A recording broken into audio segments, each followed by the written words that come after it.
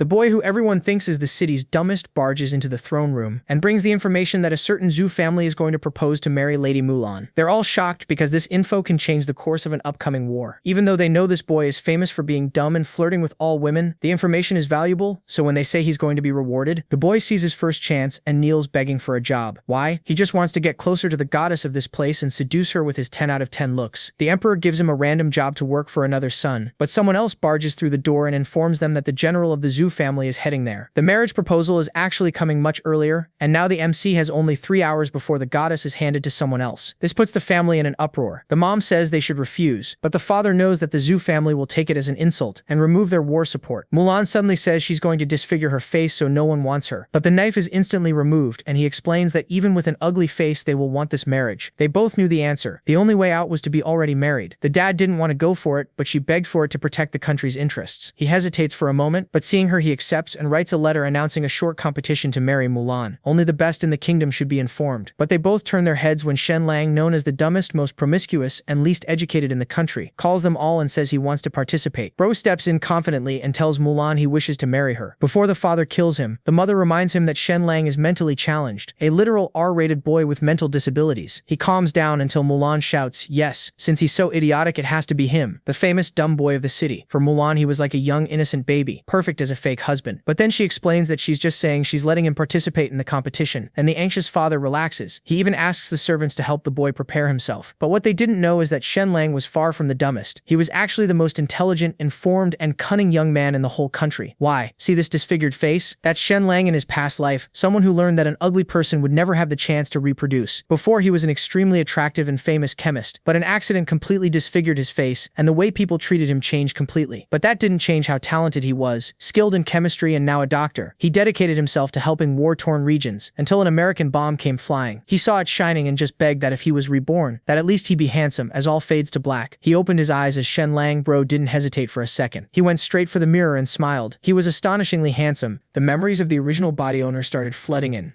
Turns out this Shenlang dude has the same name as him. He's in a place called Mythical Turtle City, but the original owner of this body had a bad reputation. Everyone thought he was a complete waste of space. This guy studied for 10 years and couldn't recognize a single word. Not only that, but he couldn't even win a fight against a chicken, even if his life depended on it. But wait, it gets better. After meeting the daughter of the Su family once, this simp went full obsession mode. When Miss Su got sick and needed a husband to change her luck because apparently that's how medicine works in this world, our original Shenlang volunteered. The Su family maids beat him up and humiliated him, treating him. Luckily for him, the young lady recovered and actually stood up for him. So they got married, but it's one of those married in name-only situations. They didn't act like a couple at all, but our delusional original Shenlang was perfectly happy just seeing her face every day. Then half a month later, he was hit with a mysterious illness that nobody could cure. That's when our reincarnated Dr. Boy took over the body. So now our boy is sitting there processing all this information and getting hyped about being married to a rich hottie when he hears footsteps outside. He goes to eavesdrop and hears two maids straight up discussing how he should have kicked the bucket already. These girls are out here saying he's a good-for-nothing who doesn't deserve to be the Su family's son-in-law, and they literally came to check if he was dead yet. The door swings open in surprise. Our boy's standing there fit and fine. The maids absolutely lose it. They start screaming and running away like they've seen a ghost, yelling about how this idiot is still alive. Shenlang standing there confused as hell, wondering if these maids literally tried to murder him. Before he can spiral into paranoia, he notices something weird. There's a laptop in his mind. Not like a mental image, but his actual laptop from Earth, left exactly how he had it. Then he realizes his eyes are different now. When he looks at objects, he can see through them. My guy's got X-ray vision. Turns out the X-ray machine from his lab fused with him during the time travel, along with that missile that killed him. So now he's got a built-in medical scanner. But it gets even better. The computer and X-ray vision are integrated. When he looks at stuff, he can accurately identify what it is and get all the technical specs. Right then, someone walks in. And the first thing Shenlang's eyes lock onto? The phrase 36D? I'm not even joking. Ro's reincarnated superpowers immediately went to work identifying the important details. The person in question is Su Qianshan, his wife, and apparently his X-ray vision has priorities. She's extremely concerned about him. After hearing from the maid that Shenlang woke up, she immediately called for a doctor. The doctor examines him and his face goes through about 15 different expressions before he finally announces that Shenlang is perfectly fine. Su Qianshan's face changes real quick. She turns to the doctor with this suspicious look and goes, "How could this be possible?" Su Qianshan realizes she just exposed herself and quickly switches gears. She starts fake crying, putting on this whole concerned wife act. But our boy isn't the same idiot anymore. With his X-ray vision and genius Dr. Brain, He can see right through her BS. He's sitting there watching her and cursing the original. Shenlang was thinking about how that idiot was so head over heels for her that he missed this massive red flag of a woman. During their conversation, Shenlang picks up on what Su Qianshan's really trying to do. She wants him gone and she is dropping these big hints, but our boy plays idiot and pretends not to know anything. Sitting there, she is thinking to herself, why isn't he taking the hint? That's when the door gets kiskiki opn. Some guy walks in and immediately goes, stop beating around the bush with this idiot. Then this bastard walks right up to Su Qianshan and kisses her. Right in front of Yoshishidi and Lane G.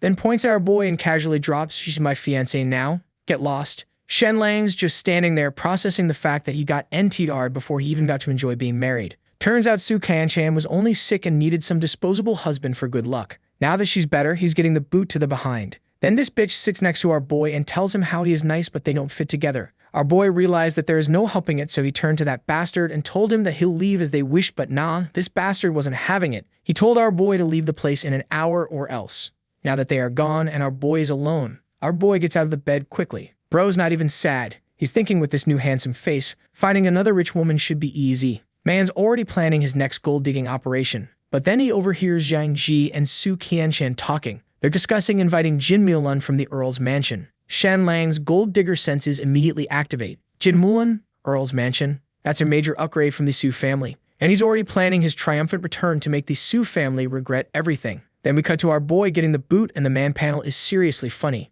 Shenlang doesn't even care. He's heading home, probably thinking about his master plan to bag Jin Mulan. Meanwhile, back at the Su family, some middle-aged dude is looking at our boy and orders his servant to take care of him. Su Qianshan told him to at least wait for a day, saying that she is worried about her reputation. The family head tells her they had to do this to keep Zhang Jai happy. Meanwhile, our boy's walking home at night when suddenly some big dudes jump him, telling him to come with them. He knows he can't fight them, so he just lets them take him. But what he daily is ending to expect is how ruthless the Su family actually is. These bastards are planning to bury him alive. The leader of his crew is some notorious underworld boss named Tian Hang. Dude's got hundreds of murders under his belt, an absolute menace within 100 miles. Shenlang activates his X-ray vision to scope out the situation and notices something weird. There's a silver needle stuck inside Tian Hang's body. Tian Hang catches him staring and removes the claw from his mouth, asking what the hell he's looking at. Shenlang just straight up tells him, yo, you've got a needle in your body and it's going to kill you. The whole crew exchanges looks.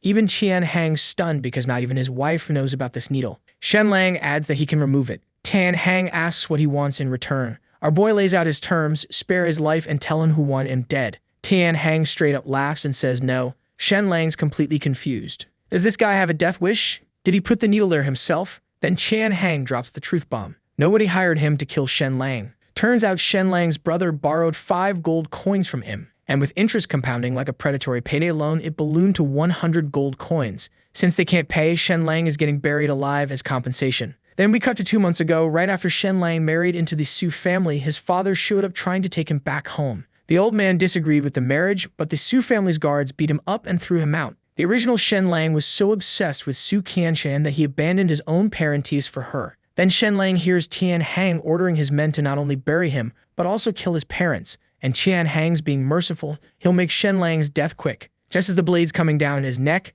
Shenlang yells out, I'll repay you 1,000 gold coins. That's 10 times the debt. The blade stops right at his throat. Shenlang says give him 3 days and he'll get the money. The bandits all look at each other, then at Tian Hang. The leader orders his goon to let go of our boy and tells him to bring back the money in 3 days. Seeing his reaction, our boy realized that the Su family gave Tian Hang a 3-day deadline to finish him off. But whenever Shenlang agrees to the terms, Tian Hang has someone bring out paper to draft a written agreement. Shenlang's like, nah, we don't need that. Then this absolute madman tears off a piece of his clothing, pricks his finger, and writes the agreement directly in his own below. Tian Hang's watching this thinking, is this really the same intellectual waste everyone talks about? After giving him a warning, Tian Hang sends 2 of his men to escort Shenlang home. On the way back, Shenlang's racking his brain trying to figure out how to make 2,000 gold coins in 3 days. When he gets home, the scene hits different. His father's gravely ill but still talking about going to the Su family to bring Shenlang back because he's worried they're mistreating him. His mother feels the same way. And his brother? Dude's got broken legs and he's still determined to go get Shenlang. Shenlang hears all this and immediately opens the door, drops to his knees and gives his family a deep bow. They're absolutely overjoyed to see him. He quietly says he's back, then apologizes to his mother and father one by one. His mom just hugs him, saying everything's fine. But they notice something's different about him. His eyes are clearer, more focused. His brother guesses the Su family kicked him out, which his mother actually thinks is great news because now she can arrange another marriage for him with widow Liu from the village. Shenlang's just standing there like, "Mom, please no." But he chuckles and shifts focus to his father's illness. Using his x-ray vision, he checks the damage, several broken ribs and severe hemorrhaging in the lungs.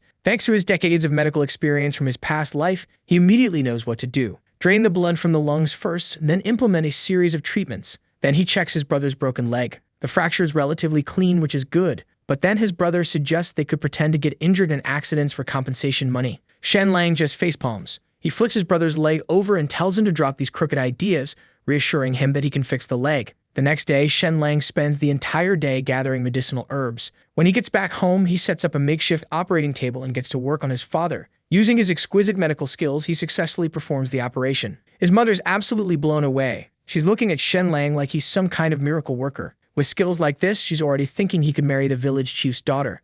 Shenlang has seen the chief's daughter before and is immediately terrified by the idea. He quickly says he needs some fresh air outside. But as he's heading out, reality smacks him in the face. He's only got 2 days left. If he doesn't come up with the money, his entire family's dead. So much for relaxing. When he goes back inside, his mother brings him a basin of water to wash his feet. Shenlang tries to refuse, but his mom looks like she's about to cry, so he gives in. The next morning, there's a knock on the door. It's the 2 bandits, telling Shenlang to hurry up and make that money because time's running out. Hearing the knock, his mother walks out, and then these bastards start pretending to be his friends so his mother doesn't worry. Shenlang's actually surprised at how quickly these bastards can switch up their attitude. He tells his mom they're heading to the city. She immediately offers them food, but one of the bandits says his home is on the way. They'll eat there. As they're about to leave, Shenlang's mother grabs his hand and gives him a boiled egg, telling him to eat it when he gets hungry. Man, the wholesomeness is too much. Looking at the egg, our boy gets all emotional. He is thinking how there are only 2 eggs left in the house, and both his parents are sick, but his mom's giving her egg to him. So he hits her with that big idiotic smile and tells her he's okay. Then he leaves with the 2 bandit bastards. Cut to 4 hours later. Our boy is here saying the original Shenlang, thinking about how he's in this mess because of that simp. On their way to Turtle City, they run into 2 men. One of the bandits seems to know them. He calls the old guy Uncle Lee and asks why they haven't been coming around lately. He's all friendly, saying even though they owe a little debt, it shouldn't matter since he and his father are like brothers. The old dude looks surprised at first, then says he'll come by tomorrow. The bandit puts his hand on both their shoulders, saying his father told him they don't have to pay back the money anymore. Then he leads them into some bushes. A little while later, this bastard returns alone. He casually reveals he just killed both of them for failing to repay their debts. Shenlang is shocked when he hears their debt started at 3 gold coins but ballooned to 25 because of interest. One of them had even been friends with Tian Hang's father for over a decade, wiping the blood off of his sword. The bandit warns Shenlang that he won't show mercy either. He doubts Shenlang can earn 1,000 gold coins because that's equivalent to the savings of hundreds of households over several decades. Our boy just confidently says he'll earn the 1,000 gold coins today. Soon they arrive the busiest commercial street in mythical Turtle City and stop in front of this fancy building with a sign reading Brocade and Embroidery Pavilion. Shenlang's money-making plan, which also happens to be his revenge scheme against the Su family, starts here. Because the Brocade and Embroidery Pavilion is in the silk business too, making them direct competitors with the Su family. Shenlang immediately asks the waiter to call out the owner, promising a business deal that could earn them an additional 5,000 gold coins a year. The waiter looked at our boy and had almost shooed him away. But when the bandit introduces himself as Tian Shizhen from the Black Clothes Gang, the servant's attitude changes real quick without wasting a second. He shows them to the chief's cabin. Inside the hall, they meet Lin Mo, the owner of the Brocade and Embroidery Pavilion. Our boy doesn't waste a second, he gets straight to business, saying he's got a unique secret formula to sell for 2,000 gold coins. Lin Mo hears the price and immediately orders the guards to throw our boy away. The bandit gets furious, thinking Shenlang's making a fool of them. But then Shenlang pulls out a piece of golden fabric. Lin Mo takes a closer look and his whole attitude shifts. He's shocked. Gold silk is an exclusive material for royalty, and the Su family made their fortune with it. But the color of the Su family's gold silk looks like garbage compared to what our boy's holding. And our boy just happens to have stumbled upon this dye because this gold silk is just a byproduct of Shenlang's medicinal brewing. Lin Mo asks our boy how he could trust him, so our boy told him that he can produce even better quality within 2 hours if provided with the right material. Then we cut to 2 hours later. Our boy walks out of the brewing room holding this radiant piece of gold silk. He asks Lin Mo if his money is ready, and that bastard nods and asks our boy about the formula. Our boy gives the formula to Lin Mo so he can verify it's legit. He demonstrates the process, dyeing the fabric golden right in front of him. As Shenlang was about to leave with his money, he heard a loud voice. The head of the Su family storms in, accusing our boy of stealing their secret formula. Our boy is shocked to hear this and turns to Lin Mo, who doesn't even deny that he sold him out. He just casually mentions his son studying at a military academy under the protection of the Su family's son-in-law, Jiang Jin. Shenlang's expression goes dark. He realizes he just got played. This was a setup from the start.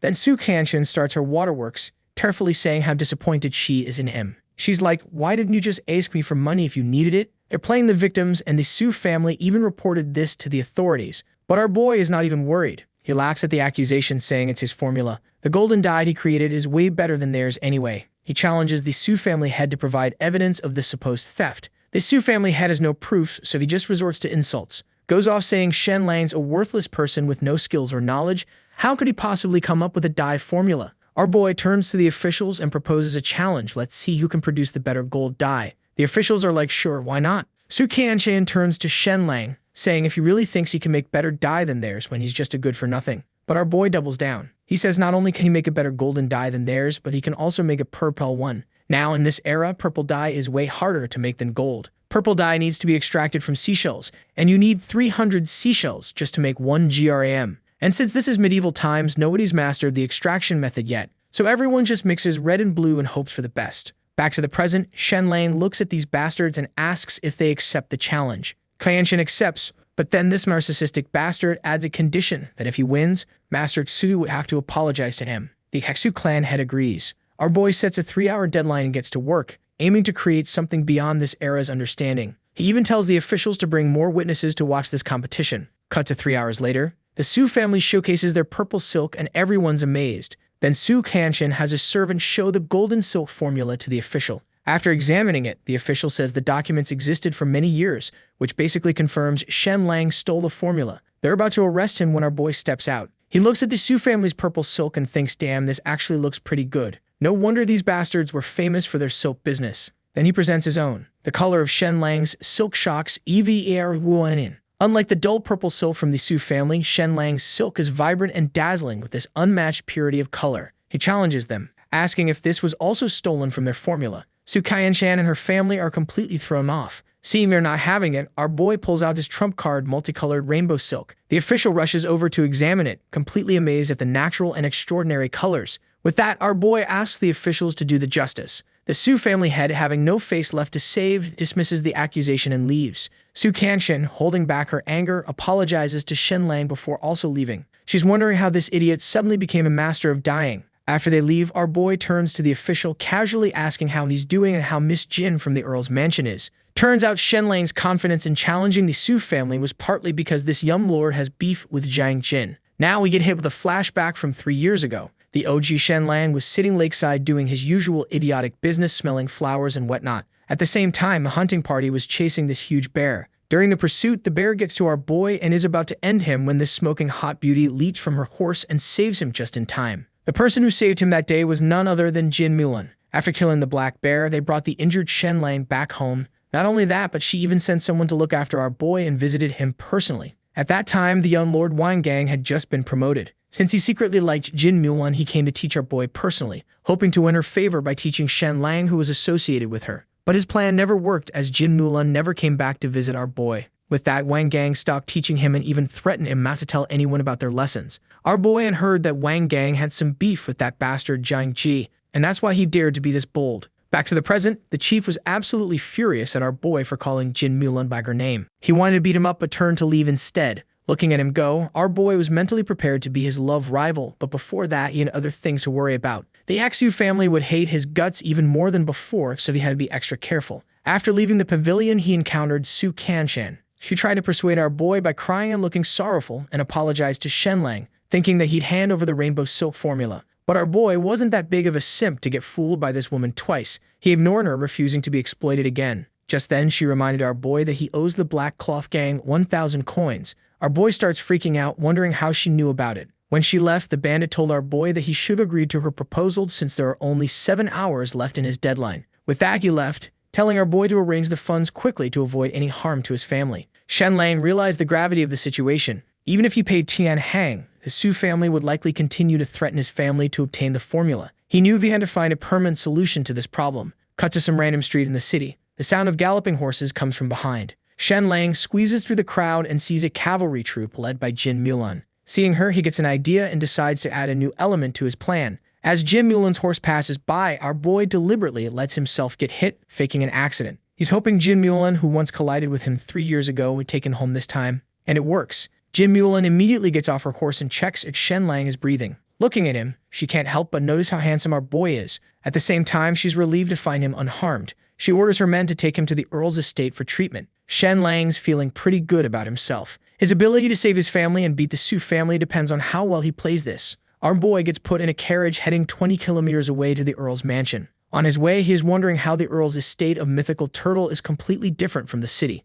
It's got its own manor and castle. The Su family, rich as they are, look broke compared to the Earl's estate. Inside the estate's council hall, Jin Mulan, dressed casually, meets with her father and mother. Her father asks how her military exercise went. She tells him everything, and he's pleased with her performance but worried about their family's situation. Jin Mulan's brother isn't up to the task, and the kingdom's starting to strip the nobility of their military power. Hearing this, she tells her father not to worry. She's not planning to marry and bail on them. She tells him she'll support their house so it won't fall, and she's staying unmarried for life to help her brother. Jin Sakai sighs, admitting his son's pretty useless. Just then, a servant walks in and says our boy requested an audience about Jin Mulan's marriage. Jin Sakai goes, "Who the hell is that?" The servant explains Jin Mulan picked him up on the streets. He lets our boy in. As he walks into the room, he gets straight to the point. He tells them the Zhu family wants a marriage alliance with the Earl's mansion, and that bastard Zhu Hongsu is planning to propose to Jin Mulan. Hearing this, both Jin Mulan and Jin Sakai are completely shocked to hear that. Turns out the Zhu family is the top aristocrat in the Yu kingdom. They're related by marriage to the ruler of the country and hold the position of governor of the southern province. Zhu Lin, who's famous for pacifying the south, is from this family. Jin Sakai's like, "Hold up, how the hell do you know this confidential information?" Our boy tells him he used to be a son-in-law in the Su family. Su Kanshan and her new fiancé Zhang Jin discussed this matter right in front of him like he was a piece of furniture. Jin Sakai asks his servant who exactly this guy is. The servant told him that he's the Su family's ex-son-in-law who got kicked out for supposedly stealing and behaving inappropriately toward a maid. Jin Sakai's blood pressure is skyrocketing right now. He wants to beat this dude up but holds back since he's got bigger problems on his plate. Jin Sakai, still skeptical because of the Su family's slander campaign, orders an investigation to verify these claims. Even though he has serious reservations about Shenlang, he recognizes how serious this situation is and promises him a reward for the information. Our boy wants nothing more than to ask for Jin Mulan's hand right then and there, but he holds back. He decides to play the long game. So instead, he requests to stay at the Earl's estate and work there. His intention isn't just employment. He wants to be close to Jin Mulan and win her over. Jin Sakai agrees and says from now on, Shenlang will study with his son. Just then a servant comes running in, absolutely freaking out. He tells Jin Sakai that Shu Lin arrived in the city last night and is heading to Xuanwu City right now. Both our boy and Jin Sakai start panicking. Shenlang is thinking, why are these guys working so fast? He's already imagining this bastard showing up and bagging his Jin Mulan. Later, Jin Sakai gets confirmation that the earlier info was legit. Shu Lin had already arrived and wanted to catch them off guard so they couldn't refuse. The guy tells Jin Sakai that Shu's here to tear down the pillars of the Earl's mansion and take their military power. Mama Jin turns to her husband, asking if they can just refuse. He tells her they can't afford to offend the Zhu family, making refusal nearly impossible. Zhu Nulan considers disfiguring herself to get out of this marriage. Jin Sakai grabs the knife out of her hands, saying that his family comes first and not their family's centuries-old legacy. Wait, are we actually seeing a good dad in a manhua for once? He knows disfiguring herself won't solve the problem since the Zhu family is more interested in their family's elite troops anyway. The only solution now is arranging an immediate marriage for Jin Mulan to deter the Zhu family. Despite Jin Sakai's reluctance to sacrifice his daughter's happiness, Jin Mulan kneels down, insisting her greatest happiness is securing her family's future. After a long moment, Jin Sakai agrees to hold a suitor selection. He lists 5 candidates and tells his staff to invite them to the estate for Jin Mulan to choose from. Our boy, who's already decided Jin Mulan is his wife in his head, isn't about to let some random nobody have her. He declares his intention to join the competition for the position of son-in-law. He walks up to Jin Mulan and straight up says he wants to marry her. This infuriates Jin Sakai, who sees Shenlang's participation as complete absurdity. I mean, can you blame him? From his perspective, some disgraced pervert just announced he wants to marry his daughter. He's about to end this fool when his wife calms him down, saying the whole town knows this guy's crazy. Just let it go. Jin Sakai calms down and orders his servant to throw some gold coins at Shenlang's face and escort him home. As they're taking him away, the hottie herself walks up to him. Her interest is piqued. She gets close and addresses them as 2 fools. Turns out he was the second fool, a nickname they earned in his village where he was part of a do known as the Foolish Pair.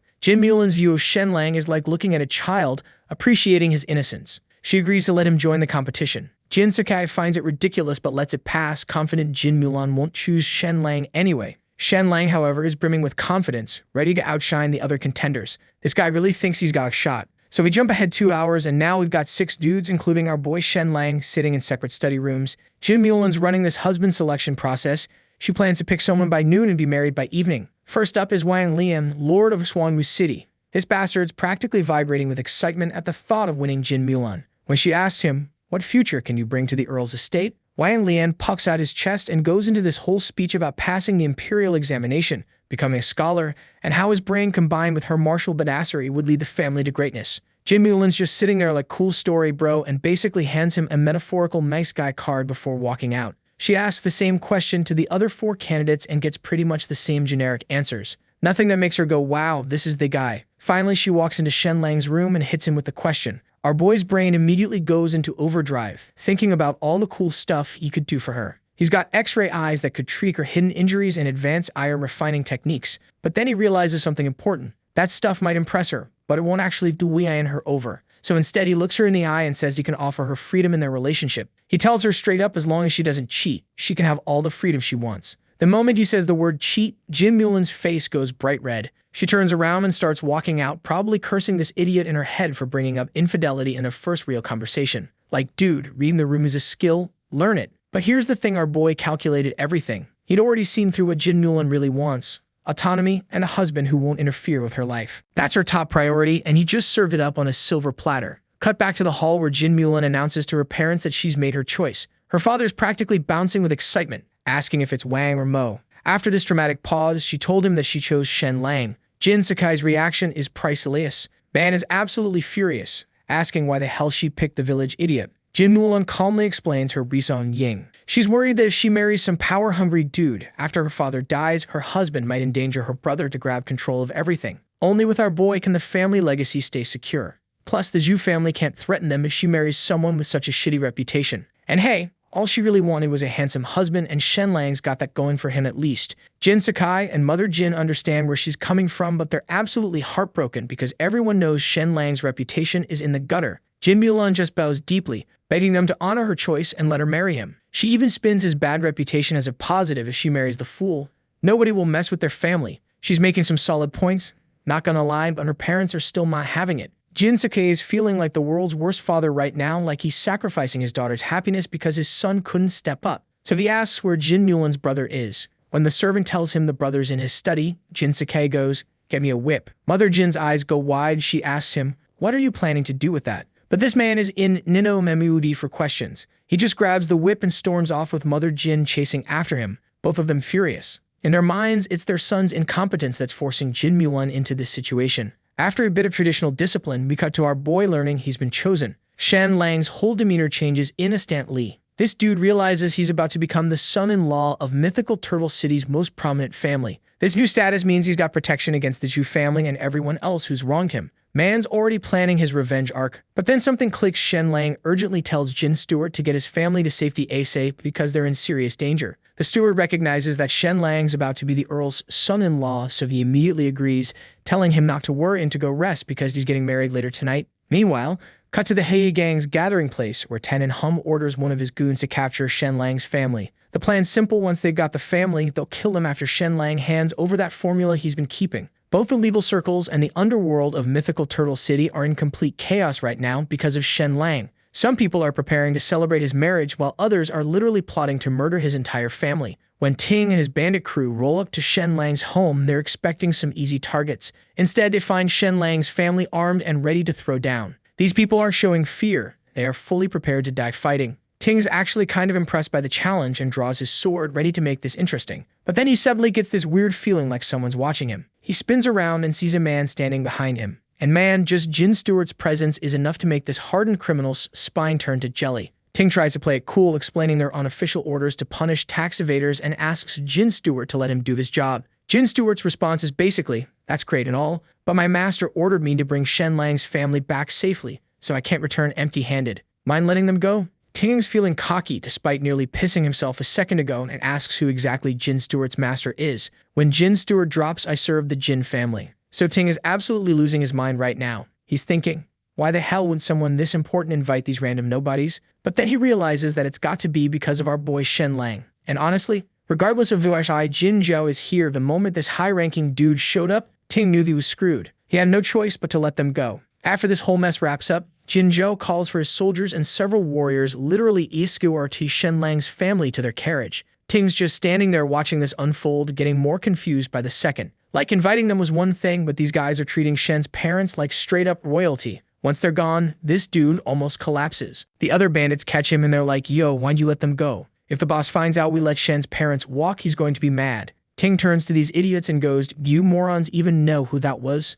Then he told them who Zhang Jin was. The moment they hear who Zhang Jin actually is, every single one of them starts freaking out. Ting then bolts back to report to Tian Hang at the Black Cloth Gang headquarters. At this point, this bastard's in the middle of some spicy R18+ activities, so he is not happy to see Ting. He straight up tells him, this better be life or death, or you already dead. Ting spills everything about Shenlang's family getting rescued by Jin Zhao himself. Tian Hang's face goes dark. He immediately kicks the woman out and focuses on how royally screwed they might be for messing with Shenlang's family. Tian Hang's sitting there stroking his chin when he hears about the Count's mansion holding this whole son-in-law competition. Ting's expression changes. A thought hits him, one so crazy even he doesn't believe it. Tian Hang's thinking the same thing. No way in hell could that fool become Jin Mulan's husband, right? But just to be safe, this paranoid bastard decides they need to go into the city and see for themselves. So not long after, in the Xu family's secret chamber, we got Xu Lian, Tian Hang, and a random bastard I forgot the name of all gathered to discuss whether there's any chance Shenlang could actually become the son-in-law of the Count's mansion. They'd all agree it's unlikely,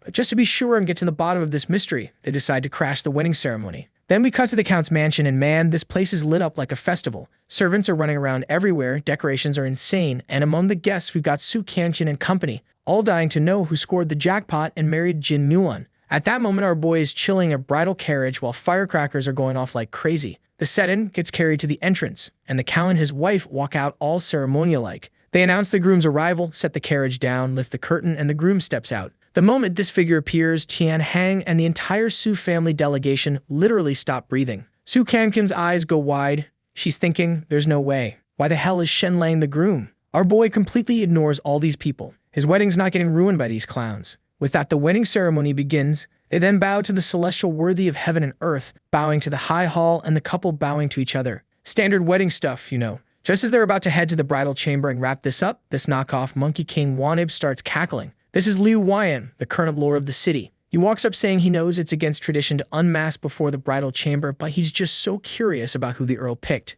Could they please remove the mask? Before Jin Zhao can deal with this one headache, suddenly, there's an NOTVer loud laugh, and a tall figure walks in slowly, and the moment people see him, everyone at the venue, including the Count's family and all the guests, bows in respect. Turns out this person is Zhu Lin of the Yu Kingdom, the guy who pacified the South. This idiot too is curious, so he tells our boy to remove his mask. And now with Zhu Lin's support, the crowd's no longer scared and starts urging Shenlang to unveil himself too. Our boy then looks towards Jin Zhao, who gives him a nod. So Shenlang lifts the mask from his face, and everyone was shocked. In their wildest dreams, they never imagined the man under the mask would be the fool Shenlang. At this moment, Tian Hang in the crowd feels a chill run through his entire body. He's realizing his trouble just magnified by about 1,000%. But the most shocked of all, Su Qianqin and Zhang Jin, but then this bastard Zhang Jin starts laughing like an absolute maniac and asks Jin Mulan if this wedding is fake. She turns to him and asks him why he thinks that. This bastard then starts running his mouth, going all hef about how our boy is a good-for-nothing idiot who couldn't even learn a single word even after being in the academy for 10 years.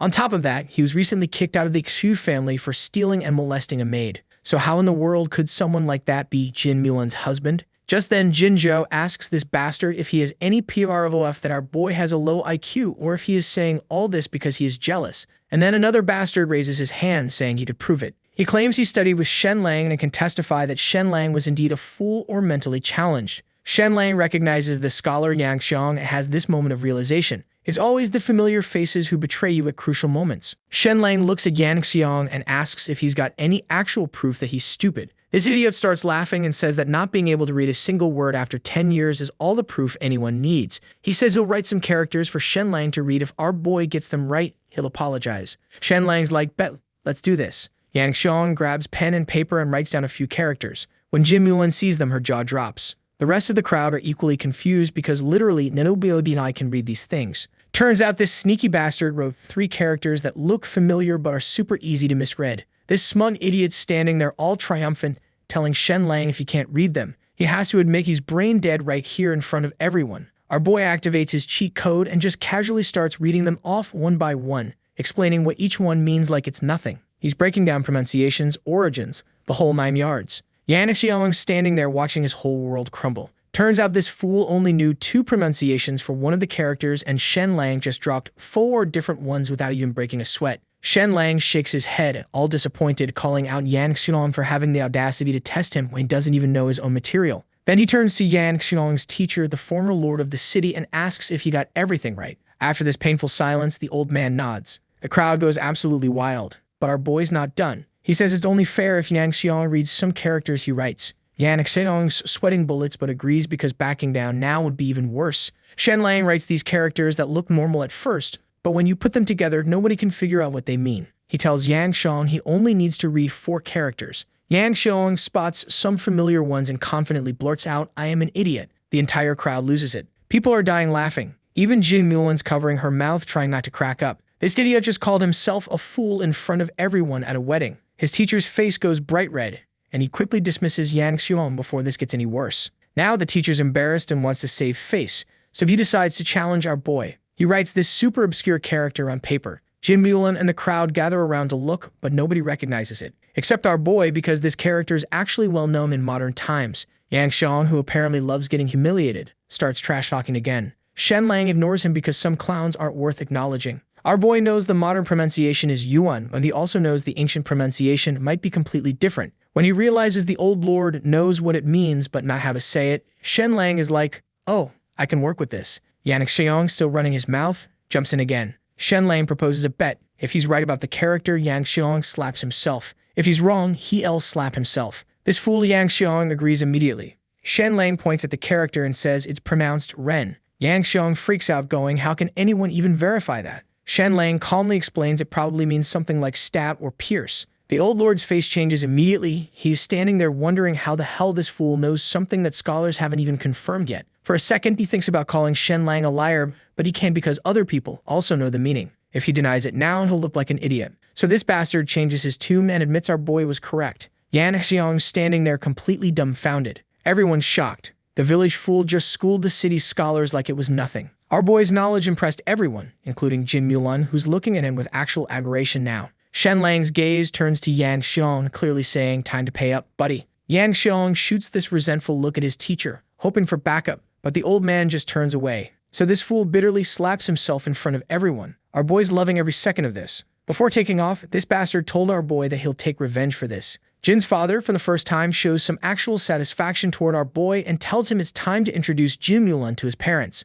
But just then, Zhulin calls out for Shenlang to wait. As our boy turns toward him, Zhulin points and goes, "Kid, you're quite interesting. I'll remember you." Our boy, playing dumb, bows and politely says, "Thank you for your high regard." Zhulin laughs at this response, but everyone knows that laugh isn't exactly friendly. Meanwhile, our boy's parents are feeling super out of place. They're humble folk who don't want to embarrass their son, so they chose not to attend the main ceremony. They're even hesitant to wear the fancy robes the Count's mansion sent them, worried they might damage something expensive. When our boy arrives at the back hall, he immediately drops to his knees, saying, "Your son pays his respects, father and mother." Jinmulan, without hesitation, also kneels down and says, "Your daughter-in-law pays her respects to you both." Seeing this, our boy is surprised. He is thinking how she's not putting on airs or looking down on his parents. She's genuinely respectful. Man's thinking she's beautiful inside and out. Shen's mother quickly helps Jinmulan to her feet. After Jin pays her respects with a toast, she leaves our boy alone with his parents. After dinner, his parents don't want to overstay their welcome, so they head home in their carriage. Then we cut to the bridal chamber. Jinmulan walks in, her face all red.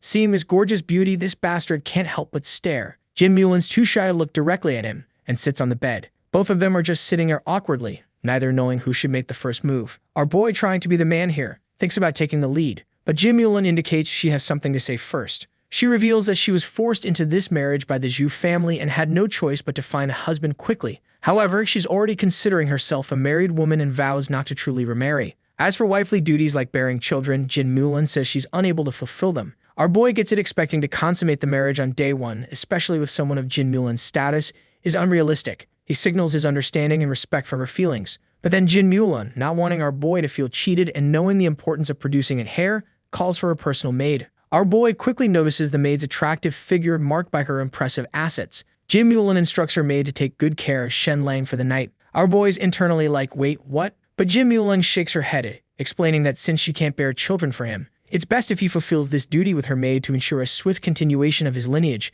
This bastard doesn't waste a single second and asks the maid Little Bing to help him undress. Man, I really can't understand these Chinese MCs. Jin Mulan, hearing this, looks stunned and quickly bolts from the room. Little Bing's face turns bright red with embarrassment, but then tears start falling from her eyes. And not just a few tears, this girl starts sobbing. Our boy realizes something's wrong and asks if she's unwilling. Little Bing doesn't speak and just continues crying harder and harder. Our boy feels awkward as hell, realizing even the maid seems reluctant to be with him. Not wanting to force anything, he tells Little Bing to go sleep in the next room. She quickly leaves and our boy just decides to go to sleep. No fun for this bastard tonight. The next day, Jin Mulan prepares some gifts for our boy to take home and asks if he has any goals or ambitions he wants to share. Shenlang initially says he has no particular goals, but seeing Jin Mulan's dissatisfied look, he quickly states he has a major goal: destroy the Su family and make Su Qianqian kneel before him begging for mercy. Jin Mulan looks at him all surprised. This is more about revenge than an actual life goal. She points out how difficult targeting the Su and Zhang families would be since they're backed by the powerful Zhu family, and the Count's mansion has its limitations. Our boy then asks if he can at least target Tian Hang, but Jin Mulan explains that Tian Hang is a military officer of mythical Turtle City who recently aligned with the Zhang family. Touching him would provoke a conflict with the city's leadership. Our boy's getting frustrated by all these constraints. Finally, he asks if he can at least use his identity as the son-in-law to slap Ting Hang in the face. When she says that's something he can do, our boy's like, bet, and takes off immediately. Before anyone could even ask where the hell this dude thinks he's going, our boy had already dipped. But not before stopping by his father-in-law's place to pay his respects. When they asked about his plans, our boy played it smooth, completely dodging the whole "I'm about to ruin some lives" angle, and instead going with the classic "gonna serve my parents." Jin Mulan's folks ate that up, thinking he's this stable, responsible guy. They were so impressed they loaded him up with gifts. Our boy thanked them and headed out looking all fancy with 2 soldiers as escorts. He initially planned to roll up in a carriage, but then he spots this majestic white horse and thinks, you know what? I'm going to ride that and make a grand entrance. Cut to 2 minutes later and this dude can't even figure out how to mount the damn horse. So yeah, back to the carriage it is. When our boy's carriage pulls up to Black Cloth Gang territory, the guards are ready with their bows drawn. But someone stops them, like, yo idiots, that's from the Count's mansion. As our boy steps out, he greets Tian Hang with this big smile. Tian Hang puts on this welcoming act, arms wide open, big smile, but you just know this bastard is seething on the inside. Our boy immediately starts trolling him, asking why he didn't arrest him yet. Tian Hang politely invites him inside and even makes tea for him. Tian Hang asks what brings our boy here, and our boy casually says that he is here for that 1,000 coin debt. Tian Hang laughs, pulls out the debt acknowledgement, and just burns it right there in the fire, saying he forgot all about it. But then our boy flips the script and goes, actually, you owe me 1,000 gold coins. Why'd you burn the acknowledgement? Tian Hang just freezes. This man has been running schemes for years, and he's never met someone this shameless. Like, the audacity is off the charts. So now Tian Hang has to play along because what else can he do? He forces a smile and orders his guys to bring the 1,000 gold coins. Our boy checks them briefly, then casually suggests that since they're acquaintances, maybe they can waive the interest. Tian Hang catches the hint this is clearly a threat, so he grudgingly coughs up another 100 gold coins as interest. Our boy just sips his tea like he didn't just extort this man in broad daylight. Tian Hang asks if there's anything else. And our boy goes, yeah, where's Ting? Our boy then says how Ting tried to arrest his parents, so naturally our boy's planning to break his legs. Tian Hang is visibly shaken and pissed, but he keeps it together and says that Ting isn't around and won't be back for 2 months. Our boy doesn't fully buy it, but decides not to push his luck and leaves. The moment our boy's gone, Tian Hang loses it, smashes the teacups and orders his men to burn the chair our boy sat in. Ting comes out from wherever he was hiding, trying to calm this bastard down by saying our boy's arrogance will catch up to him eventually. Tian Hang is furious about how this nobody turned into somebody so fast and tells Ting to stay hidden, but our boy walks right back in. He's like, well, you returned fast. Were you traveling at the speed of light or something? Then he lists everything Ting did, trying to arrest his parents, breaking into his house, all of it, and says breaking Ting's legs is justified punishment for nearly destroying his family. Then he looks at Tian Hang like, so are you going to do it or what? Tian Hang's eyes are literally red with anger. He's in a tough spot because Ting is his foster son and beating him would be like humiliating himself. Plus, he invested like 2/3 of his family's wealth backing the Zhang family. So he does the classic villain thing, slams his hand on the table and tells our boy that now he is pushing his limits. The 2 soldiers from the Count's mansion immediately draw their swords to protect our boy. Our boy then asks this bastard if he thought about going too far when he threatened his family. Tian Hang laughs and brings up the Count's mansion's whole love the people like your own children principle, warning our boy about tyranny and karma. Our boy's not interested in this philosophical debate and looks at the soldiers, but they're just bodyguards, they're not getting involved in this drama. Tian Hang tells our boy to be forgiving and let grudges go. Our boy, realizing he's not going to force Tian Hang's hand today, makes a vow. Tomorrow, he's making Tian Hang break Ting's legs himself and apologize in person. After leaving Tian Hang's place, Shenlang returns home and distributes the gifts from Jin Mulan's parents to his family. He gives his father some gold coins to build a new house. He promises his brother, once he's recovered from his injury, a better future, an opportunity to prove himself. His brother then casually tells our boy that once he gets fit, he wants to marry that widow. Just like that, the day passes and our boy is ready to return. As he was about to leave, his mom stalked him and told him to check on Dasha. The last time she heard, things weren't looking good for him. Now Dasha is literally our boy's only friend from back in the day. This dude was kind-hearted, simple, honest, and an idiot like our boy. But whenever our boy got bullied as a kid, Dasha would literally use his own body as a shield. Despite having some mental challenges, Dasha was built like a tank, which made him useful for heavy labor. That's the only reason his stepmother didn't kick him out. She just mistreated him instead. Our boy decides to check on him because he's concerned. When he gets to Dasha's house, he only finds the stepmother and younger brother. The stepmother says Dasha's out working, which is weird because his mom literally just told him Dasha was in trouble. Something's not adding up. Our boy hands over a bag of silver coins for Dasha's meals, and the stepmother's eyes light up. She promises Dasha will be well fed. But then Dasha's little brother looks at our boy and tells him that Dasha might not actually get to eat. Our boy wanted to beat the hell out of these two right then and there, but he immediately left to find him. And what he finds is absolutely horrifying. Dasha's in critical condition, covered in blood, looking like a skeleton with severe chest injuries. Our boy checks for a pulse and thank God he's still alive. When Dasha wakes up, he's actually happy to see our boy. Turns out his younger brother, the little shit, got into some mischief that led to a tiger encounter. Dasha saved him but got his bones broken in the process. And their father couldn't afford treatment, so he just left Dasha to die. That bastard left this poor thing in the jungle to rot for over 6 days without food or water. Our boy is absolutely furious to know that scum of a family is treating Dasha like garbage when he literally saved the ungrateful brother's life. And even in his dying breath, this big idiot is just relieved that our boy became strong and doesn't need his protection anymore. Our boy, trying to give him hope, says he still gets bullied. And Dasha, even in this state, reflexively tries to protect him. Man, the loyalty is unreal. After reassuring Dasha he's safe, our boy wanted nothing more than to go to his house, beat the hell out of his parents, and make them regret everything and realize Dasha's worth. Dasha nods and thinks I'm still useful. Father's getting old and needs me to provide for him. Our boy is just speechless at this point. Like, this pure soul has been left to rot and he still thinks his dad needs him. He orders his guards to carry Dasha to the carriage. But first it's revenge time. Our boy storms back to Dasha's house and asks them if they have any conscience. The stepmother's all casual about it, saying they didn't have money for treatment. And that absolute waste of oxygen goes, it doesn't matter if a fool like Dasha dies.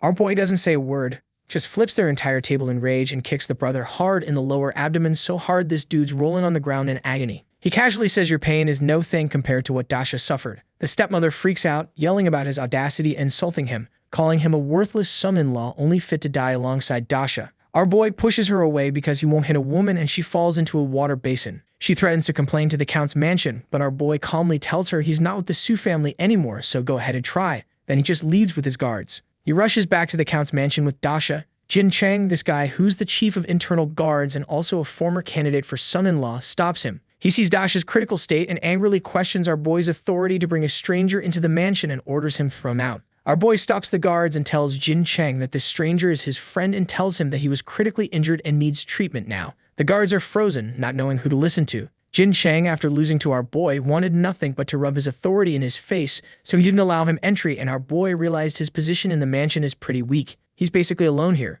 So fine, he'll take Dasha to the city for treatment himself. As he climbs back onto the carriage, Jin Chang watches with this smug, satisfied look. But then Jin Sakai and Jin Mulan come out to see what all the commotion is about. Jin Chang reports what happened, and when Jin Sakai hears that our boy's friend is dying, he immediately orders a doctor to treat Dasha. Jin Mulan personally takes control of the carriage and apologizes to our boy for the inconvenience, showing her full support. Our boy genuinely feels touched by his wife's support. He's realizing he's not completely alone in this mansion after all. But Jin Chang, still salty about the whole situation, tries to intervene again. Jin Mulan just gives him this ice-cold stare, pulls out a whip without saying a word, and in the most chilling voice tells him to turn his back. Jin Chang wants to say something, probably about to make excuses, but one look at her expression, and he just turns around. Jin Mulan doesn't hesitate. She whips him so hard it tears through his leather armor and leaves this bloody mark. She warns him that our boy is her husband, making him Jin Chang's master, and you better correct his attitude. Then this bastard is saying that he learned his lesson. After the doctor finishes treating Dasha, it's confirmed that Dasha's out of danger and will make it out alive. Jin Mulan's all happy and playfully calls Dasha our boy's big brother. Our boy gets a bit embarrassed and tries to clarify, but Jin Mulan smiles and goes, "Aren't the two fools and Dasha and second fool just ways of referring to brothers?" Our boy's internally like, "You're a 36E. Whatever you say is right." But the wholesome moment gets interrupted. After that, Jin Sakai summons our boy to his study. Our boy's expecting they're going to talk about Dasha, so he's ready to defend bringing him there and explain how important their friendship is. But no P. Jin Sakai is absolutely furious about the Tian Hang situation. He's accusing our boy of abusing his position, extorting gold coins, and planning to harm Tian Hang's foster son. Our boy responds by thanking Jin Sakai for saving his family's lives, which confuses the count for a second. Then our boy lays out the entire situation, everything Tian Hang did. The threats, the attempts to arrest his parents, all of it. Jin Sakai goes from angry to absolutely livid, but now the anger is directed at Tian Hang. He vows to see justice for our boy, saying nobody gets to bully his son-in-law, and says that he'll punish him. Despite Jin Sakai offering to handle Tian Hang himself, our boy insists on taking care of that bastard personally. He says not showing up would damage both his reputation and the Count's mansion's reputation. He promises to handle it without giving anyone ammunition to criticize them. Jin Sakai, testing our boy's commitment, pulls out this massive book, the Jin Family Code. He says our boy can only go confront Tian Hang after memorizing the entire thing. We're talking 50,000 to 60,000 words across several hundred pages. It's basically a novel. Our boy confidently accepts, because remember, this dude has a mental computer. He's going to speedrun this book like it's nothing. Meanwhile, Jin Sakai and Mother Jin are discussing this task. Jin Sakai thinks it will take our boy a couple months to memorize it, which would be good because it gives him time to calm down and reflect. Mother Jin bets he'll do it in just a month. Then she gets all close to his face and says, "Wanna bet?" And after a lovey-dovey night, we cut to the next day. Mother Jin prepares a nourishing meal for our boy, expecting him to be up late studying. But when does she check? He's already asleep. She's frustrated, thinking how he's even lazier than her own son. Then she tells everything to Jin Sakai, and man, he is furious. He immediately calls our boy, and as he walks in, he immediately asks the servant to bring the whip. Man, these people do not hesitate with the whip, do they? He's ready to discipline our boy for slacking off. Our boy calmly says he already memorized the entire family code overnight. Jin Sakai is like, "Yeah, right. Bring the whip. This kid's lying to me." He's fully prepared to have our boy punished. Mother Jin tries to calm him down, saying how his skin is delicate, and tells our boy to just apologize and calm things down. But our boy, he's like, "Nah, I'm serious. Test me if you want." Jin Sakai, fueled by frustration and probably thinking this kid's got some nerve, starts quizzing him on various chapters. Random sections, specific passages, whatever he can think of to catch our boy slipping. And our boy recites EVRVT flawlessly, word for word. Jin Sakai is absolutely stunned. This extraordinary memory and intellect just blew their minds. Mother Jin's over there all smug, reminding Jin Sakai about their wager. The way he is getting all shy, I'm sure it's something unusual. Now he has no choice but to accept that our boy really learned this whole book in one damn night. Before leaving our boy alone with Jin Sakai, Mother Jin mischievously takes the whip with her. She's got plans to teach her son Lin Mu a lesson. And let me tell you, poor Lin Mu is about to get some discipline. But it's definitely not going to be the fun kind. Actually, wait, depending on your perspective, you know what? Never mind, moving on. Jin Sakai, still processing what just happened, asks our boy how he pulled off this incredible feat. Our boy casually drops that after recovering from a serious illness, his mind just became exceptionally sharp. He can remember everything he reads now. Jin Sakai actually believes him because apparently there's some historical figure in their family who had a similar glow-up after a near-death experience. So this tracks for him. Acknowledging our boy's accomplishment, Jin Sakai lifts the confinement order. Our boy's ready to go handle Tian Hang, as he was thinking of ways to take care of him. Jin Sakai told him to forget about his matter for a while. He explains there's this new rule established by the kingdom that nobility shouldn't interfere with official government positions. Over the past 3 years, 3 noble families got stripped of their lands and titles for breaking this rule. The consequences are serious, but our boy refuses. He says within half a year, he'll take his revenge. He believes handling his own battles is a prerequisite to being worthy of Jin Mulan. Jin Sakai appreciates the resolve but warns him about the difficulties. Tian Hang has backing from both the city lord's office and the Jiang family. That's a lot of powerful friends, but nah, our boy doesn't care. He tells the Count that he'll take revenge within the bounds of the law, making sure not to leave any loopholes that could be exploited. And his plan? It's beautifully simple. He's going to target Tian Hang's gambling houses, which have a monopoly in mythical Turtle City, and keep winning gold coins until it exceeds Tian Hang's limits. This will hurt him financially and potentially destabilize his standing with his supporters. So our boy arrives at one of Tian Hang's gambling houses and gets greeted by Tian Shiju. This bastard is sure that our boy is here to gamble, and given his skills, he is confident that he can make him lose thousands. Thinking about this, he can't stop smiling. His joy only grows when our boy shows up, you any gold coins, and asks for a loan to gamble. Our boy starts by borrowing 1,000 gold coins, converts them into chips, and goes for a simple dice game. You bet on whether the roll is low or high. Our boy confidently places all his chips on high for his first bet. The crowd and the beautiful dealer are excited. When the dice reveal 10 points, our boy wins and doubles his chips to 2,000. This bastard was freaking out about how our boy won 1,000 coins like it's nothing, but to him, it was an initial bait to lure him in. The dice rolls again, and our boy once again bets all his winnings again on high, and wins again. Now he's got 4,000 gold coins. Tian Shiju, this bastard, has now started freaking out because even on a good month, the casino can only make about 2,000 gold coins, so they have already lost too much, so he steps in to personally handle the dice. And the reason this bastard is so confident that he can stop our boy is because Tian Shiju is a master of dice manipulation and a trusted confidant of Tian Hang. He can control the dice to roll high or low and even change the numbers after they land. But our boy realizes what this fool is up to, so he says that he has grown tired of playing dice and would now want to play Pai Gao, a card game similar to dice, betting on high or low outcomes, but with tons of opportunities for cheating like marking cards. After hearing that, this bastard can't stop grinning, thinking this is his chance to defeat our boy. But our boy insists on using a new deck of cards because he is very well aware of the tricks these cheating bastards could pull. Once our boy inspects the new deck and confirms it's unmarked, the game begins. With his X-ray vision, this game too is not a big deal for our boy. Tian Shiju draws a strong hand, so our boy knows about it, so without even glancing at his own cards, he once again bets 1,000 gold coins confidently. Everyone standing there is thinking about how our boy is an absolute madman betting such an amount that one could live like a king in one game, but Tian Shiju still hasn't given up and matches the bet. When the cards are revealed, our boy wins, and the shock on Tian Shiju's face is priceless. But this was just the beginning of Tian Shiju's nightmare. Round after round, our boy continues his strategy of not looking at his cards and betting 1,000 gold coins each time. And he wins every time, so the crowd starts calling him the god of gamblers. Over here, Tian Shiju's completely freaking out. He's lost more than 10,000 gold coins to our boy. It's such a big amount that he is sure that Tian Hang would kill him. Now this bastard doesn't have the guts to continue, so he calls it a day and steps outside. Meanwhile, over at the Su family mansion, Tian Hang and the Su family head are all smiles, waiting for our boy to crash and burn. They're sure he's going to drown in gambling debt any minute now. But their little celebration dies fast when a panicked Tian Shiju bursts in. The vibe instantly shifts.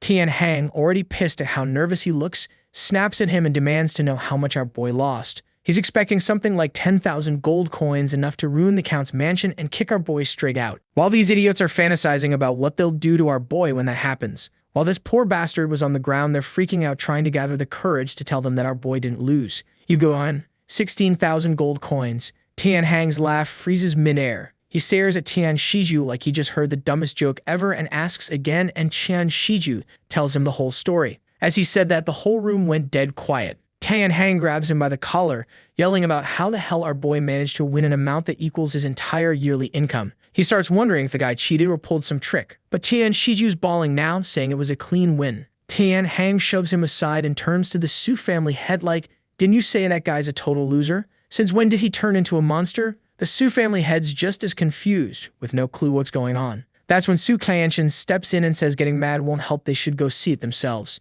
Tian Hang shoots up right away, ready to storm out. Su Qianqian reminds him not to forget his backup, the city lord and the prefect's mansion. Tian Hang nods and rushes out toward Fortune Casino. As he got there, he saw a whole crowd. One of them turned and noticed the entire crowd, then turned and demanded money from him, as he was trying to figure out what the hell is happening. Our boy steps out of the crowd and tells him that he won 19,000 gold coins and would like his money now. Tian turns and looks at that poor bastard and asks, "What's this 19,000 he is talking about? Didn't you say it was 16,000? Our boy filled him in on the details, telling him that in the meantime, he won an additional 3,000 gold coins and these guys bet with him and won, so in total Tian had to pay 26,000 gold coins. When Tian Hang hears it's now 26,000 gold coins, this bastard almost has a heart attack because that's almost half of his savings, and our boy just casually brought him near bankruptcy. Because yeah, Tian Hang makes a fortune every day, but he's also got hundreds of people under him to support. Losing 26,000 gold coins would legitimately bankrupt him. So as not to lose face in front of the public, he asked our boy to come inside and have a chat.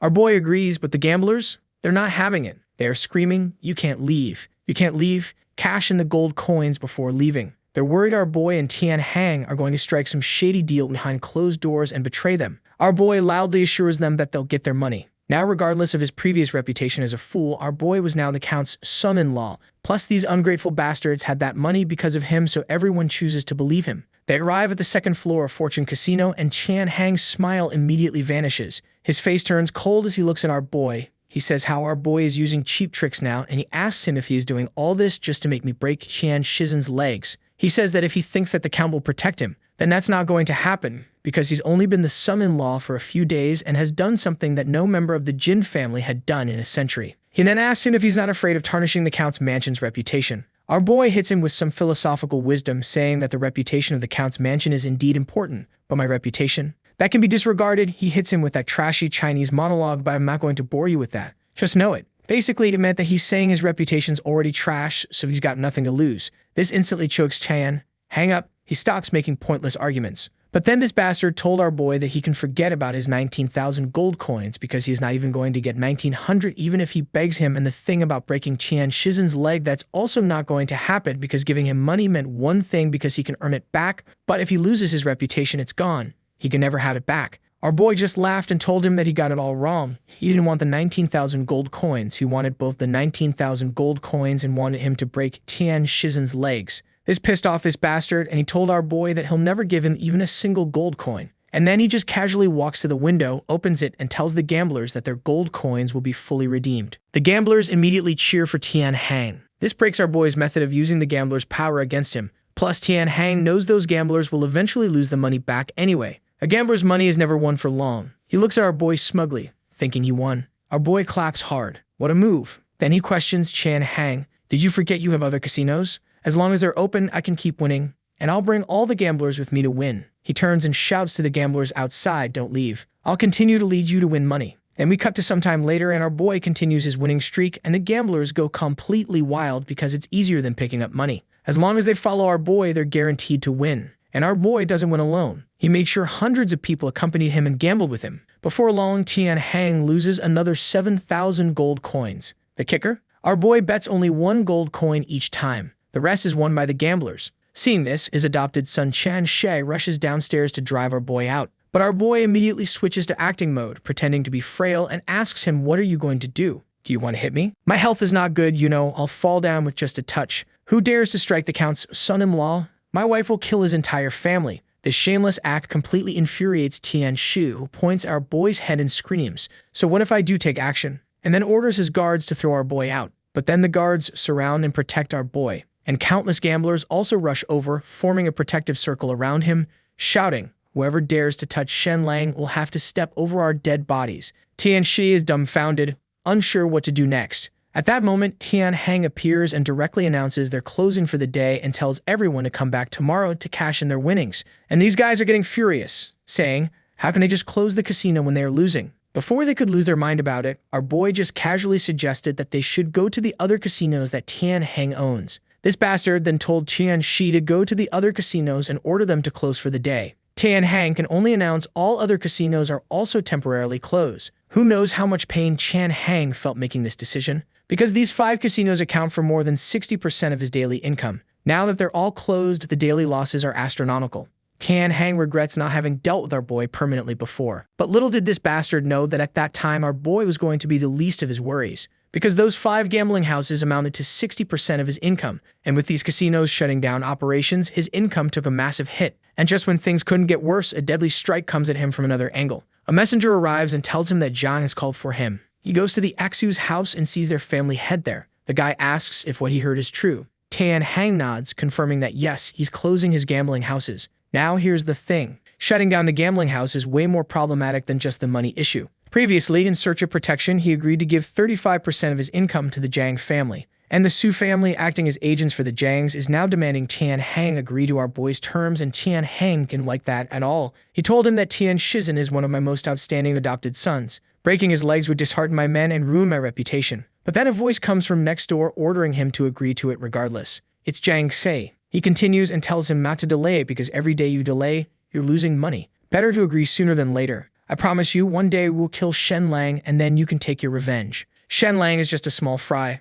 Our real target is the Count's mansion. Once we take down the Count's mansion and reclaim its lands and military power, the position of Deputy Lord will be yours, Tian Hang. After thinking about it for a long time, he eventually agrees. Soon after, Tian Hang returns to the casino and tells us that he is ready to accept his condition and agrees to publicly break Tian Shizen's legs and tells him to stop causing trouble. But nah, our boy isn't going to let this bastard have his way, so our boy goes. The conditions have changed. Your other adopted son, Tian Shi, yelled at me, wanting to hit me, pointing at my head with his finger. So his arms and legs need to be broken too. Hearing our boy's words, Tian Hang feels a surge of blood rush to his brain. Seeing Tian Hang not speaking, our boy states, if you don't agree, I'll change the conditions again. Then it will be breaking the legs of everyone who has ever visited my house. Tian Hang can no longer restrain himself. In his mind, he charges at our boy, instantly grabbing him forcefully, one hand on his head, the other on his waist, and directly tearing our boy in half. Then Tian Hang laughs maniacally in his frenzy. However, all this is just Tian Hang's imagination. The man's literally fantasizing about murder right now.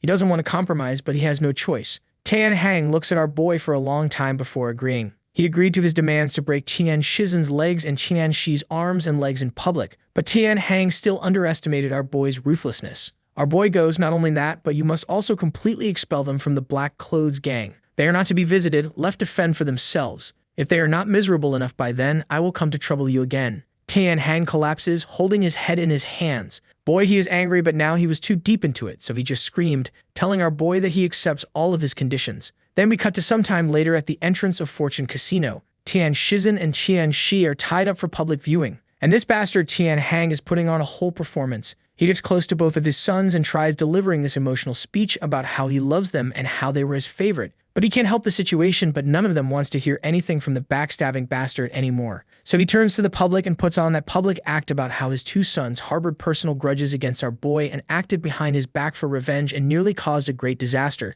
saying how Master Shenlang is not only the son-in-law of the mythical Turtle Count's mansion, but also a close friend of his, and they acted against him. And because of that, he had to punish them. He added that if I do not punish severely, how can I uphold family discipline? Then he ordered his servant to hand him the stick, and the guys walked out with a thick, hard stick. The next moment, Tian Hang raises the stick and fiercely smashes it down on his legs so that Tian Shizen's legs are broken. From start to finish, Tian Shizen just lets out a low grunt without screaming in agony. And seeing this, the public is completely surprised. Tian Hang then turns to Tian Shi. He picks up the stick and ruthlessly smashes it down on Tian Shi's legs. Then, with another fierce strike, Tian Shi's arms are brutally broken. And this bastard was a lot more expressive than Tian Shizen. He started screaming loudly and fainted moments after as he was not able to bear the pain. The faces of everyone around twitch, especially the warriors of the Black Clothes gang. Tian Hang's other adopted sons feel a chill run down their spines. It's a case of one's misfortune affecting others. How loyal Tian Shizen and Tian Shi had been, and yet at the first sign of trouble, they were the first to be sacrificed. They all can't help but wonder if they'll be next. From then on, Tian Hang's prestige greatly diminishes. He's lost the hearts of the Black Clothes gang. After breaking the legs of his two adopted sons, Tian Hang asks our boy, "Are you satisfied now?" Our boy gives this wicked smile. "I am satisfied, but there are still some loose ends to tie up." Tian Hang's face drastically changes, and he tells our boy that he's now pushing his luck. But nah, our boy doesn't care. He tells Tian Hang that he's not asking for much since Tian Hang still owes him 19,000 gold coins. As our boy said, Tian's mind immediately started thinking about how he has already lost tens of thousands of gold coins because of our boy. So where the hell is he supposed to find more money to give our boy now? And just because our boy is a professional gaslighter, he goes, "How about this? You first give me 2,000 gold coins, and for the remaining 17,000, write an IOU. How about that?" As our boy said, this bastard was fuming red because 2,000 gold coins are already the last of Fortune Casino's cash flow. And our boy is not giving him time to think. He immediately threatens him, saying either give him money or otherwise, one day his legs might unintentionally walk into the casino again. And starts throwing the tantrum, saying how it's getting late and how his wife must really be getting anxious at home and how the food will not taste good once it's cold. These words completely break Tian Hang's last nerve. He picks up a stick, unable to bear it any longer, and swings it fiercely at our boy, aiming to crush his head. However, in reality, this is all just in Tian Hang's imagination. Again, this man needs therapy. Then one of his adopted sons hands him a note. Tian Hang sees the note's content. Agree to what Shenlang said. Give him the money. The Count's family is strict. They will not tolerate the dirty money won from the casino. The Count will deal with him in time. Tian Hang looks towards the second floor, understanding it's an order from Jiang Jin. Furious, Tian Hang snaps the stick in his hand. Gritting his teeth, he agrees to our boy's demand and orders his adopted son to bring out the gold coins. Moments later, 2 boxes of gold coins and an IOU are placed before our boy. but everyone knows the IOU is unlikely to be repaid. Our boy takes the IOU, glances at it, then opens the boxes filled with gold coins. The dazzling golden light almost blinds everyone around. As long as our boy takes this money, the more triumphant he is now, the worse it will be when he returns to the Count's mansion. This will irreversibly damage the Count's mansion's reputation, so he turns this whole matter of the casino into a moral issue, saying how since you opened this casino, how many people have been ruined, their families torn apart, and then this greedy bastard had to do the thing that was probably most difficult for him. He turned to the public and started going on and on about how he doesn't care about the money and thinks of it as nothing more than dirt, and saying how he hadn't come to the casino to win money but to see justice for everyone. My father-in-law, the Count, has always said to love the people as one's children. Saying this, our boy grabs a handful of gold coins and scatters them towards the surrounding crowd. All will be given back to the people. Immediately, the crowd goes absolutely wild, scrambling for the gold coins our boy had thrown. Tian Hang watches the scene, his eyes nearly popping out. The man is truly about to explode. Not only did our boy force him to break his adopted son's legs, but he also used his money to win over the hearts of the people. This is not only an insult to his character, but also an insult to his intelligence. Tian Hang is already holding back frustration, and at this point, he can no longer bear it. He directly vomits blood from anger. Meanwhile, inside the casino, Zhang Jin witnesses the scene and is somewhat surprised by our boy's tactics. But the next moment, he curls his lips into a smile and turns to Mayor Lu and says, with the situation now so chaotic, "Isn't it especially easy for Shenlang to suffer a sudden misfortune?" This ugly bastard clearly understands what Zhang Jin wanted to say. With the crowd fighting over the gold coins below, if a stampede occurs, it wouldn't be traced back to them. And if our boy accidentally gets trampled, it would seem like an accident. Plus, they'll get to blame the Count's mansion for this mishap, since it was because of our boy that the stampede happened. Mayor Lu says that if it's a stampede, it's normal for many people to die. Dozens, even hundreds. By then, Shenlang and the Count's mansion would both be hard-pressed to escape blame. Zhang Jin is shocked by Mayor Lu's ruthlessness. But what's a few deaths as long as they achieve their goals? Outside, thousands of people are still cheering, shouting, "Long live Shenlang." However, in the chaos, people arranged by Zhang Jin silently merge into the crowd. Once they get close to our boy, they plan to first push away the 4 guards around him, then knock our boy to the ground and cause a major disturbance. Our boy senses the danger immediately. With his keen mind, he can clearly remember many faces, and those he focuses on had appeared at his wedding. Obviously not Tian Hang's men. Our boy quickly guesses their intentions, so he claps his hands forcefully and shouts, "Quiet!" Everyone stops moving. The crowd immediately silences as they look toward him. Our boy, holding an empty box, announces all his gold coins have been distributed. However, those few people arranged by Zhang Jin are still shouting to grab the gold coins, but those bastards that Mayor planted shouted that our boy could still distribute some more. Hearing that, our boy just smiles, and in the next moment, our boy takes out the IOU and goes, "I also do not want the 17,000 gold coins. This is all your hard-earned money, so I will hand over this IOU to the mayor, letting the mayor recover the debt for you to be used entirely for aiding the poor families of mythical Turtle City." Instantly, the crowd erupts in cheers. Seeing those few men still pretending to be part of the crowd and pushing towards him, our boy immediately runs towards the 2nd floor of Fortune Casino. He had used his X-ray vision earlier to see Mayor Lu was upstairs. At the same time, Mayor Lu upstairs is shocked. Our boy is actually dragging him into this. Just as he thinks of escaping through the back door, our boy has already reached the 2nd floor. He grabs Mayor Lu and brings him to the window, calling the countless people outside to look their way. In that instant, the few men outside cease their actions, daring not to cause any more disturbances. Then our boy hands the IOU to Mayor Lu in front of all those people and says that he may be a humble status, but the mayor, as the leader of this city, if he were to stand up to recover the debt for the countless poor, surely Tian Hang, that bastard, would not dare to default upon it. Man, our boy is really toying with these bastards now, because hearing this, Mayor Lu is completely stunned. The IOU was originally just a piece of waste paper, and now he's actually expected to repay the debt. At this moment, Mayor Lu feels that our boy is a venomous snake that devours men without owing anything. If he refuses to take the IOU, his reputation will be completely ruined, so he just puts on a smile, assuring our boy that he will certainly not fail his trust. With that, our boy turns to the people below, says some sweet words, and then takes his leave. Meanwhile, at the mythical Turtle Count's mansion, Jin Sakai paces back and forth repeatedly, asking his servants if our boy has returned yet. He's worried about our boy's safety. After all, Tian Hang has the cunning Mayor Lu and the ruthless Zhang Jin behind him. Mother Jin told Jin Sakai not to worry too much, saying that Shenlang had them and the Count's mansion backing him so that bastard Tian Hang wouldn't dare to go too far. At that moment, a servant returns with news. Jin Sakai asks, "How did it go? How much did Shenlang lose? Did Tian Hang lay a hand on him?" Jin Hui reports to him that nothing of that sort happened. Instead, our boy bankrupted Tian Hang and even forced him to break the legs of Tian Shizhen and Tian Shui in public. Upon hearing this, both Mama Jin and Jin Sakai are shocked, They couldn't believe how our boy, just one person, managed to deal with Tian Hang alone. The Count then ordered Jinhui to come to his chamber and tell him the whole report, and he did. He told him everything that happened, including our boy's tactical wit and ability to turn situations around. Jin Sakai is amazed by our boy's actions and relieved that he maintained the reputation of their Count's mansion. However, he still wants to beat our boy up because today's situation, although our boy won, was too risky. Anything could happen, so he decides to discipline our boy a bit, fearing he'll become even more reckless in the future. Then we cut to some time after it's almost nighttime, and our boy returns to the mansion sneakily and looks around and sees that there is no one there, so he thinks that he was saved, but Jin Sakai has been waiting for a long time, and as he enters, he addresses him, saying that the gambling god is back. Our boy is instantly taken aback. Father-in-law, you, a dignified Count, actually hid behind the door to ambush me. Regardless, our boy quickly admits his fault, and Jin Sakai begins to loudly scold him. However, before he can say much, our boy bows again in apology, mainly acting obedient. Clearly, Jin Sakai doesn't want to let our boy off so easily, but our boy keeps admitting his mistakes, so Jin Sakai really didn't have much to say after that. At that moment, Mother Jin comes up to mediate, saying how our boy's intentions were good. Then, pretending to be angry, she says, Shenlang, you must not go to casinos anymore, or I will have to punish you. After saying this, she shows concern for our boy and asks him if he is hungry. Jin Sakai is speechless. Is that it? You're usually quite strict with your own son, quick to discipline. Why do you soften up with your son-in-law?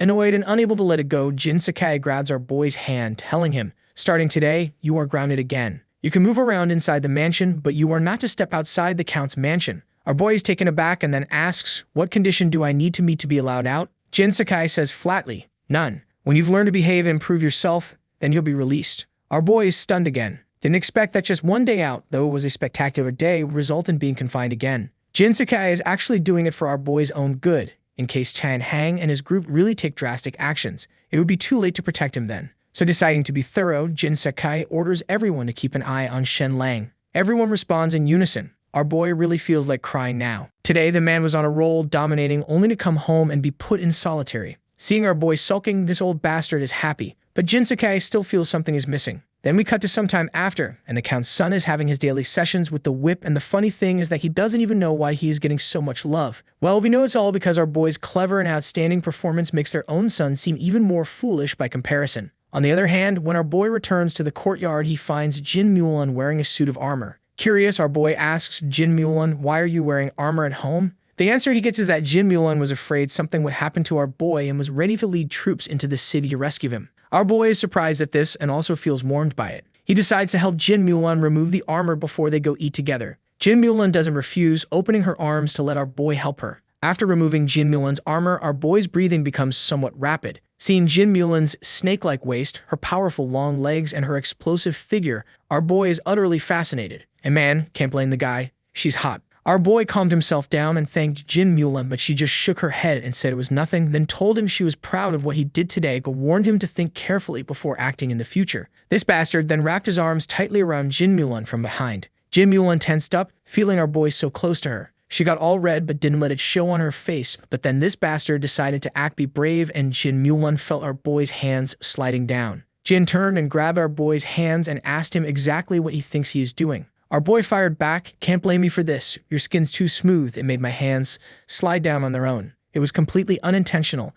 And then he told her to chop his hands off the next time he does this. Hearing our boy's weak excuse, Jin Mulan just told him not to let it happen again. They got to the dining room and this bastard still hadn't learned his lesson. Jin Mulan grabbed our boy's hand and pressed it on the table. Looking at him, she said, maybe it's better if you didn't have this hand. Our boy asked her with a straight face, how do you take a man's words seriously? She sat aside and let our boy eat. After finishing the meal, Jin Mulan put her armor back on. Seeing this, our boy asked where she was going. Jin Mulan told him she was leading the cavalry to patrol the coastline. She waved her hand, said goodbye, and told him to stay at home and not cause trouble. Meanwhile, Fatty, who had received the loving mixed doubles punishment, was taking arithmetic lessons. Although the imperial examinations in the Great Kingdom didn't include arithmetic, noble families placed great importance on it because arithmetic was very practical and could also train the practitioner's thinking. The tutor was Xu Wenzhao, the most famous arithmetic master in mythical Turtle City, who also served as the chief steward within the Count's mansion, responsible for settling all financial and material accounts. At this moment, Fatty was very uncomfortable. His parents had beaten him without explanation, proved out so many whippings that he was wondering if he was even their son or just a stress-releasing doll. Xu Wenzhao said the reason Fatty was beaten was because of Shenlang. Fatty was surprised.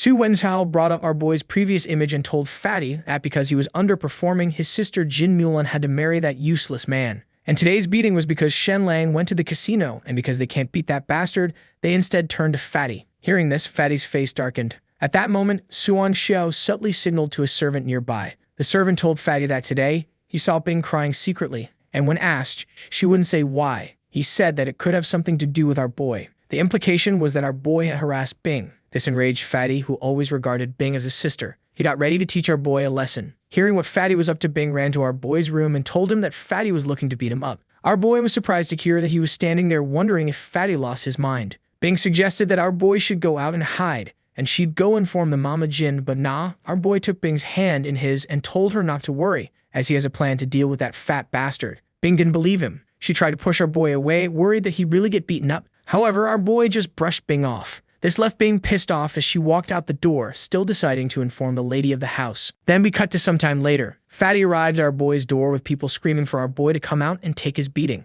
But despite Fatty's loud calls, we got no response. Annoyed, Fatty pushed the door open, only to see our boy writing something on the wall. He asked what he was doing, so our boy told him that he was writing down names. Fatty then asked, "What are these names for?" To which our boy replied that these were his enemies and added that he was afraid he might forget them, so he was writing their names on the wall to remind himself to seek revenge. He drew a large cross over the names of Tan Shizhen and Tian Shi. Seeing this, Fatty asked what that meant. As our boy came down the stairs, he explained he'd already taken care of these two. And because all this dramatics wasn't enough, he told him to not forget what these bastards had done to him. He recited these names 3 times every morning and 3 times every night before sleep, so now Fatty was wondering what these poor bastards did to our boy. Shenlang told him that Tian Shizhen once threatened him, so he had Chan Hang break his legs. As for Tian Shi, the grudge was even deeper. Not only did he threaten him, but he also pointed at his head. He hated nothing more than someone pointing at his head in this life, so both his arms and legs were broken. For a second, Fatty was shocked, thinking, is this bastard for real? Who holds a grudge?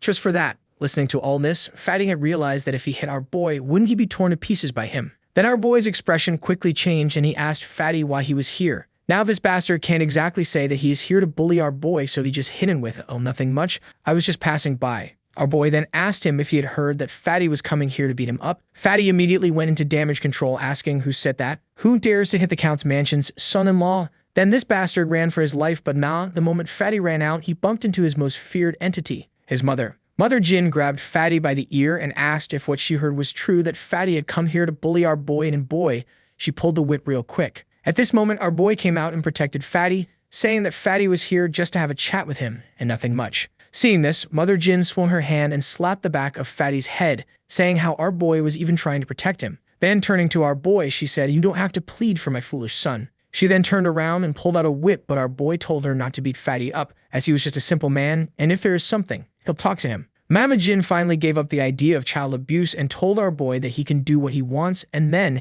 handing the whip to him, she said he is allowed to hit him if he doesn't obey him. Then we cut to some time later with Fatty in Shenlang's room, and he's basically kissing Shenlang's feet at this point, saying how if there's anything he needs, he'll just have to ask him. So our boy immediately asks, "So who put you up to coming here to beat me up?" And Fatty, this loyal idiot, shakes his head like, "No way, I'm a man of loyalty. I can't betray anyone." Shenlang's standing there thinking, this is exactly why your mother always beats you. Like, bro is literally being sold out and he's still protecting the person who threw him under the bus. But you know what? Shenlang actually respects that loyalty. It's stupid, but it's honest work. So he decides to just investigate on his own and sends Fatty away. The moment Fatty leaves, Shenlang locks all the doors. Then this man pulls out a bag of moldy weed and starts scraping off the ergot fungus bit by bit. For those who don't know, ergot is seriously dangerous stuff. The next morning, Jin Mulan still hasn't come back from patrol and Bing is helping Shenlang get ready. Shenlang notices Bing's attitude towards him has improved significantly, so naturally he decides to test his luck with a joke. He asks, "Bing, do you know why white tigers are rare and precious?" She thinks about it and goes, "Because most tigers are yellow." Then Shenlang hides behind the door, already preparing for violence, and drops his punchline, "Because men like hairless things." Bing just stands there completely confused, having no idea what this man is talking about. Shenlang's internal monologue is killing me. She's too innocent. I was even afraid of getting hit by Bing, so I prepared to run away. My man made a dirty joke, realized it went over her head, and is now relieved he won't get beaten up. But then Bing says she'll ask Jin Mulan what it means tonight, and our boy had a mini heart attack right then and there. But then he thought that Jin Mulan is so innocent she probably won't understand either, so I probably won't get beaten. After breakfast, his father-in-law gives him another task, go to school. Shenlang's like, "I'm already well learned. What more is there to study? But daddy-in-law is still mad about the casino thing, so Shenlang decides to just go through the motions. The Count's mansion has its own school with over 100 students, and the moment Shenlang walks in, everyone's giving him death stares. Why? Because he married Jin Mulan, the dream girl of literally every boy there. Some guys even surround him, ready to jump him, but Fatty comes through with a clutch save, putting his arm around Shenlang like, "This is my brother-in-law. Show some respect or I'll start hitting people." The group backs off, but they're still giving Shenlang the evil eye. Then class starts, and the old master does a pop quiz. He asks Shenlang about some classical text, and Shenlang just nails it, recites it perfectly, explains the meanings with ease. The old master, thinking Shenlang just got lucky, asks him more questions. Shenlang answers them all fluently. Some of his interpretations are so good they even exceed what the old master knew. The teacher's mind is blown. Internally, he is going, "Shenlang is a genius. I must report this to the Count. We cannot allow Shenlang's talents to be buried." Everyone else in class is just sitting there shocked, because they all thought Shenlang was a useless pretty boy who got lucky marrying Jin Mulan. The scene shifts, and now we get to arithmetic class with Su Wenchao, and this bastard already doesn't like our boy and is side-eyeing him hard. Shenlang is confused. "I've never even interacted with this person. Could it be jealousy like the others? But he's over 50. It's not likely he harbors fantasies about Jin Mulan." The class starts and Shenlang finds it incredibly dull. The content is literally elementary school-level stuff, so naturally he falls asleep. Su Wenchao immediately notices it and starts screaming at our boy. He even prepares to hit Shenlang's palms as punishment, and our boy is like an old man. Aren't others asleep as well? This confirms his suspicion he's being specifically targeted. He wonders why. Could Su Wenchao be related to one of Jin Mulan's 5 suitors? Su Wenchao grabs Shenlang's wrist to discipline him, and our boy tries to explain that he already knows what he was teaching, but nah, that old idiot isn't having it. He thinks that our boy was lying, so now it's 30 slaps and he'll have to kneel for 3 hours in front of Confucius. Shenlang looks at him coldly and says, "I respectfully decline." The whole class is cheshostekig. Su Wenchao's face goes red, blood boiling, and he slams his ruler on the desk so hard it breaks in half and starts screaming, "Shenlang, you're ignorant and yet you dare defy your teacher. I'm going to report this to the Count's mansion." Then he storms out. Fatty goes pale and tells Shenlang that if Jin Sakai were to find out, he would get a good beating, but nah, our boy is not concerned about that. He asks Fatty, "Was it Su Wenchao who instigated you yesterday?" Fatty shakes his head, playing dumb. No, I can't say. To say it would be disloyal, but his face gives everything away. So Shenlang asks another question. Is he related to any of the 5 suitors Jin Mulan originally had? Fatty thinks about it and confirms, yes, he's the uncle of Wang Lan's cousin,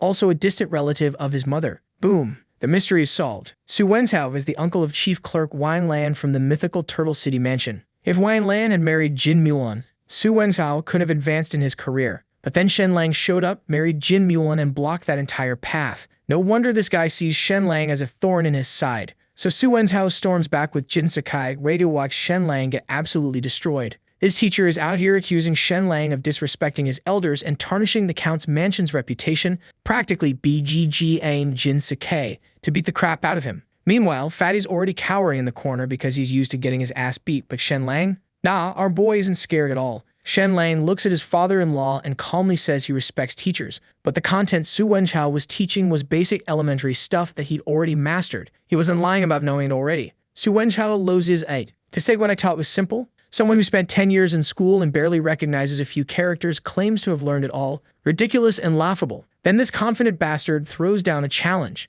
I'll give you 10 problems. You only need to solve 3. If you can't, you'll receive 30 strokes. Do you dare? Su Wenchao is sitting there all smug, already imagining Shenlang getting beaten bloody. After all, arithmetic isn't taught in other schools, so there's no way this pretty boy knows it right. Shenlang accepts, then hits him with "What if I solve all 10 questions?" Su Wenchao straight up laughs. Impossible. If you manage to answer all of them, I will publicly apologize to you. Shenlang immediately asks his father-in-law to bear witness. Su Wenchao starts preparing the questions, and you can tell he's trying to come up with the most difficult and possible problems. He's planning to make sure Shenlang can't solve any of them, so he has an excuse to beat him half to death. Then we cut to 1 hour later. Su Wenchao, having exhausted his entire brain trying to come up with impossible questions, presents them to Shenlang. He's got 1 hour to answer. Shenlang glances at the paper and his lips curl into a smile. Is this it? Bro, this man had a master's degree from his previous life. To him, these questions are like using a cleaver to kill a chicken, complete overkill. First question, how many grains of rice are held by 100 people? Shenlang is thinking, isn't this a primary school question? Solves it instantly. The second question uses equations. Still too simple for him. The third question is disguised as poetry, but it's just a math problem. Way too easy. Fourth, fifth, and sixth, none of them are even remotely challenging. He's breezing through like he's taking a kindergarten test. Then he gets to the last question and pauses. Now, this is interesting. It's actually a world-class math problem from his previous life. A regular person definitely couldn't solve it. The question asks how many rows can be formed if you plant trees 4 per row, and most people can only figure out maybe 14 to 16 rows. But Shenlang, this absolute legend, can draw up to 23 rows, which would probably make Su Wenzhao's head explode. Shenlang quickly writes down all his answers. Not a single question stumps him. Meanwhile, everyone else is sweating. Su Wenzhao is waiting to see Shenlang get punished. Jinsuke is worried Shenlang is just scribbling nonsense, which would make it impossible to defend him later. He even has a servant call Mother Jin just in case things go south. The exam is supposed to take an hour. Not even 10 minutes pass before Shenlang hands in his paper. Everyone's shocked. Jinsuke and Su Wenzhao, all of them are just staring. Su Wenzhao grabs the paper to review it, and the moment he sees the first answer, his expression changes. Is correct. He checks the second question, also correct. Third through ninth, all paraphrased are correct. Su Wenzhao's face is twisting like he's about to have a stroke. He can't accept that all his hard thinking resulted in questions Shenlang solved like they were nothing. Shenlang then asks, "Did I get them all right?" Su Wenzhao immediately looks at the 10th question, convinced there's no way our boy could solve it. But when he sees Shenlang's answer of 23 rows, his eyes nearly pop out of his skull. This teacher has spent over a decade on this problem and only managed 16 rows. He's standing there thinking, is Shenlang human or a ghost? His entire pride is crumbling. Now, this bastard didn't want to admit defeat and lose face, so he just rips Shenlang's paper to HRES, throws it on the ground, and STMPS on it while screaming, "What a mess you've made." It's utterly unbearable to look at. But Shenlang just stands there unfazed. Why? Because this genius made 2 copies of his answers. He calmly hands the second copy to the old master for review. Su Wenzhao panics. Jinsuke steps in front of him to stop him from doing anything stupid. Su Wenzhao knows he's finished, internally cursing Shenlang's cunning. The old master, who's actually skilled in arithmetic, reviews everything from start to finish. When he gets to that last question, he's absolutely stew on ND. He looks at Shenlang in shock, then Kaden yells to Jinsuke and goes, "Congratulations, my lord, for having an arithmetic genius. I've never seen nor heard of such talent." The son-in-law's answers are all correct, and his mathematical skills far exceed the limits of these 10 questions. I am humbled by his prowess. He asks Shenlang who taught him. And this cocky bastard with the most smug smirk goes, "I taught myself." Isn't arithmetic quite simple? Even though Shenlang gave all the correct answers, Jinsuke is standing there thinking he still wants to beat this kid up. Man is really being too much with that attitude. Just then our boy notices that bastard is trying to sneak away, so he turns to him and goes, "Yo, where do you think you're going? You just made a bet.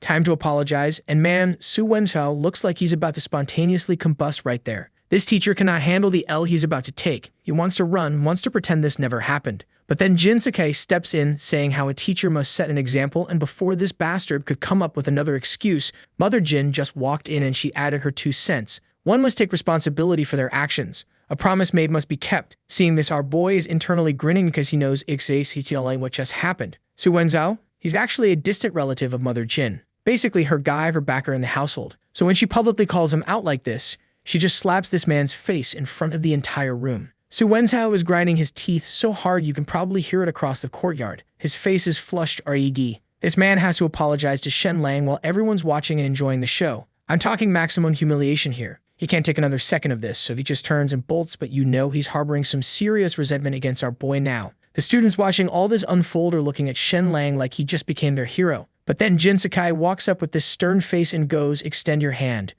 Shenlang knows what's coming. He reluctantly stretches out his palm and Smitty CK. Jinsuke hits him with that classic "don't get too arrogant and carried away" energy. Cuts to some sketchy secluded courtyard. Su Wenzhao shows up dressed in all black, holding this mysterious box. He knocks on a door, and when it opens, he presents the box all formal-like. "This is my humble tribute to young Master Xang over the past 6 months." But wait, it gets worse. This bastard pulls out a scroll from his robe, and guess what's on it? The Count's financial information. Yep, this absolute piece of garbage straight up baited the Count's mansion just to secure his son's success in the martial examinations. Not long after Su Wenzhao gets home and probably thinks he's safe, guess who shows up? Tian Heng just appears in his house like some kind of ninja. This dude cuts straight to the point. "Do you want to get rid of Shenlang?" Su Wenzhao's like, "Well, yeah, obviously," but then the Count is very satisfied with Shenlang though. It's not easy to just take action against him, is it? That's when Tian Heng drops his master plan. He tells Su Wenzhao to use public opinion as a weapon. Spread rumors that Shenlang is pretending to be weak,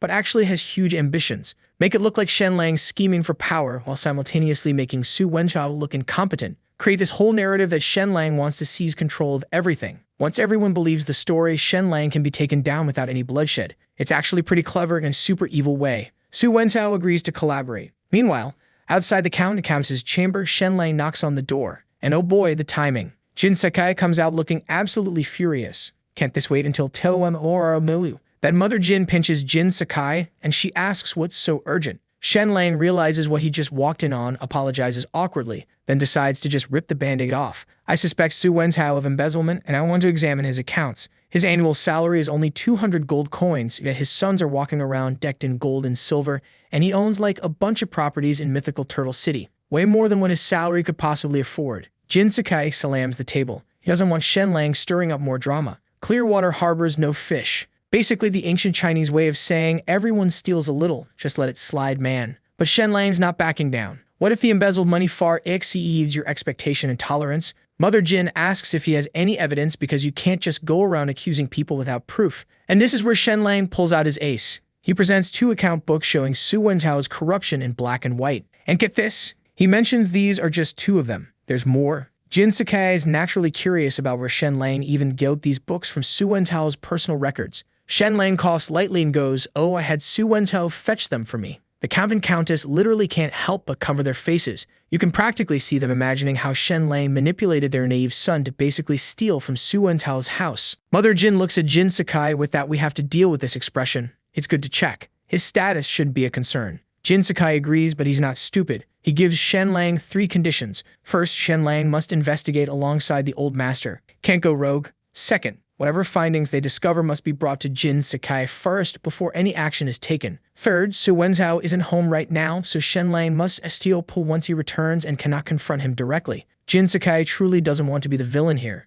After all, Su Wenchao served him for decades. There's history there. Shenlang internally sighs, thinking, my father-in-law is too kind-hearted. Well, guess I'll be the villain then. Someone's got to do the dirty work. As Shenlang leaves to start his investigation, Mother Jin embraces Jin Sakai with this look. Stop worrying. Let's go back to our room and continue what we were doing. Then we cut to the accounting office. Our boy walks in and is immediately still an enigma. There are mountainous piles of account books everywhere, like floor to ceiling. The old master explains these are over 20 years of records while casually adding how it would take several months to go through them all, needing at least a dozen people. But you only have one night. Then he drops another bomb. The attendant who opened the door? He's Su Wenchao's trusted apprentice. By dawn, the news could reach Su Wenchao's ears. Once he returns, he'll take back control of the accounts. And the count is lenient. You will not refuse him. Most people would look at this situation and go, yeah, we're screwed. But Shenlang, this dude is going FAZE. Old master, just find me an assistant to help pick out the key account books. See, they could never have predicted Shenlang's secret advantage. With his intelligence and modern accounting knowledge, the work that would typically require dozens of people several months to complete gets quickly sorted and summarized in his mind. He's basically running Excel spreadsheets in his brain. And when he starts crunching the numbers, the amount of Su Wenchao's embezzlement shocks even Shen Lei G. His eyes almost pop out of his head like a cartoon character, and he goes, this bastard embezzled this much. So while Shenlang's busy playing accountant detective, Su Wenchao gets a message from a servant and rushes back to the count's mansion in full panic mode. He can't believe Shenlang actually dared to audit his accounts. So this bastard shows up and immediately kneels before Jin Sakai with tears in his eyes, asking him, do you even not trust me anymore? I've worked diligently for the count's mansion for over 20 years. Now Lord Shen is auditing my accounts. Such actions are a huge insult to me. Then this drama queen threatens to crash into a wall to prove his innocence. Jin Sakai quickly stops him, and Su Wenchao collapses on the ground sobbing like someone killed his dog. I have been so ill. There's no one in the count's mansion more loyal than me. If you still don't believe me, you can take out my heart and see. Jin Sakai sighs and tells Zhang Jin to call Shenlang back and stop the audit, and this bastard is feeling smug, completely unaware of the fact that this is the beginning of his nightmare. Then this bastard starts running his mouth, telling Papa Jin how when he was in the city he heard rumors saying that Shenlang harbors great ambitions. Rumors start spreading outside mythical Turtle City about how Shenlang's planning to seize power, and he only pretended to be a fool in order to bag Jin Mulan. Jin Sakai becomes displeased because he's actually fond of Shenlang. Sure, the kid causes trouble, but Jin Sakai can tell whether someone has evil intentions or not. As Su Wenchao continues speaking ill of our boy, he walks in. The moment Shenlang walks in, Su Wenchao immediately starts accusing him of everything under the sun. But our boy just laughs lightly, walks up to Su Wenchao, and says something that makes this teacher's scalp tingle. Su Wenzhao, I never thought you could embezzle so much. Su Wenzhao is shocked internally but pretends to be calm and asks our boy what he means by that, so our boy just reveals the exact amount. He's doubting Shenlang could audit over 20 years of accounts in one night. There's no way, right? Shenlang states deliberately 30,000 gold coins. Su Wenzhao's eyes nearly pop out of his skull. Shenlang loudly questions him. Su Wenzhao, have you no conscience? Can you justify the trust my in-laws placed in you? 30,000 gold coins could cover the Count's mansion's military salaries for a year. To put this in perspective, a normal family laboring for a year couldn't even save up 2 gold coins in a year. This man embezzled enough to run an entire military for a year. Jin Sakai is also utterly shocked. He knew Su Wenzhao was corrupt, but never imagined it was to this extent.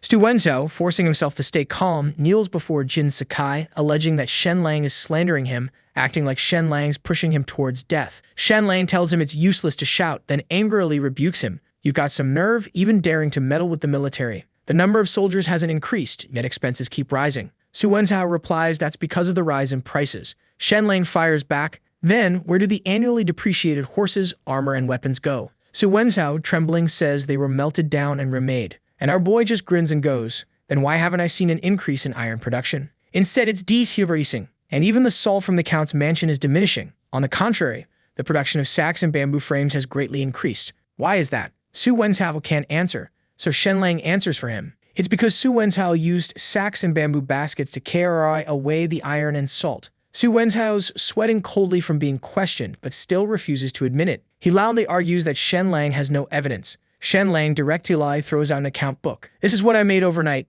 The account book allows Jin Sakai to clearly understand the expenditures and income, and he's shocked again. There's stuff like buying wine and taking kickbacks, among plenty of other corruption. The more Jin Sakai reads, the angrier he becomes. He asks Jin Zhang to bring the old master to verify if Shenlang's account book is correct. A moment later, the old master looks at Shenlang's work and is immediately surprised. He didn't expect Shenlang to make this in one night. Then he confirms to Jin Sakai that Shenlang's account is entirely accurate. Su Wenzhao's face turns pale. He knows he can't confess his guilt. He has to wait for those big figures behind him to save him. The gold coins he hid away are his lifeline. So he grits his teeth and denies everything, accusing Shenlang and others of trying to slander him. Then he starts throwing a tantrum about how our boy just wants to eliminate those who are different. He wants to lay hands on the old folks of the Count's mansion, and how the accounts are all fabricated by Shenlang. Without solid proof, I would rather die than submit. Seeing this, Jin wanted nothing but to beat this backstabbing bastard, but nah, our boy had other plans for this old idiot. So he just casually pulls over a chair, sits down in front of Su Wenzhao all casual-like and goes, I know where the solid evidence is.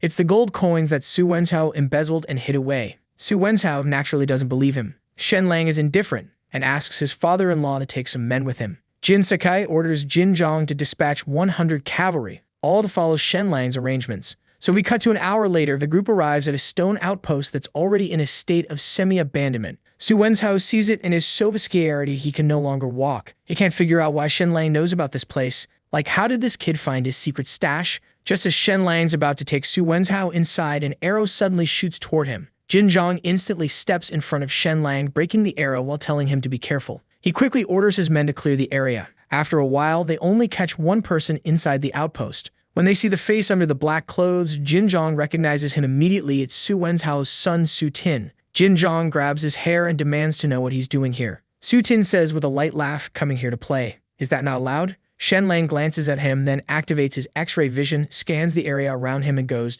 don't waste time on this idiot. He points to the ground and says that the money was hidden in the cellar and orders the soldiers to dig it up. So we cut to 15 minutes later and everyone's now standing in front of this cellar that just got revealed. But there's a problem. It's locked up tight, and not even the soldiers' swords can break through this thing. Our boy immediately activates his X-ray vision and scans Su Wenzhao from head to toe. And what does he find? This bastard hid the key in his hair. With one smooth reach and pull, our boy just yoinks the key right out of his head. Su Wenzhao instantly goes mad, screaming at our boy, are you human or a geost? How could you possibly know this? But nah, our boy doesn't care. He just unlocks the cellar and walks straight in. And what do they find inside? Man, Su Wenzhao's corruption exceeded everyone's expectations. We're talking boxes upon boxes filled with gold coins, jewels, antiques, paintings, and the whole 9 yards. It's basically a dragon's court down there, and seeing this, Jin Zhang is absolutely enraged seeing all this. But then our boy finds something even better, an account book. And this isn't just any ledger, it's essentially Su Wenzhao's diary of CRUPIN. This thing clearly records when he embezzled, how much he took,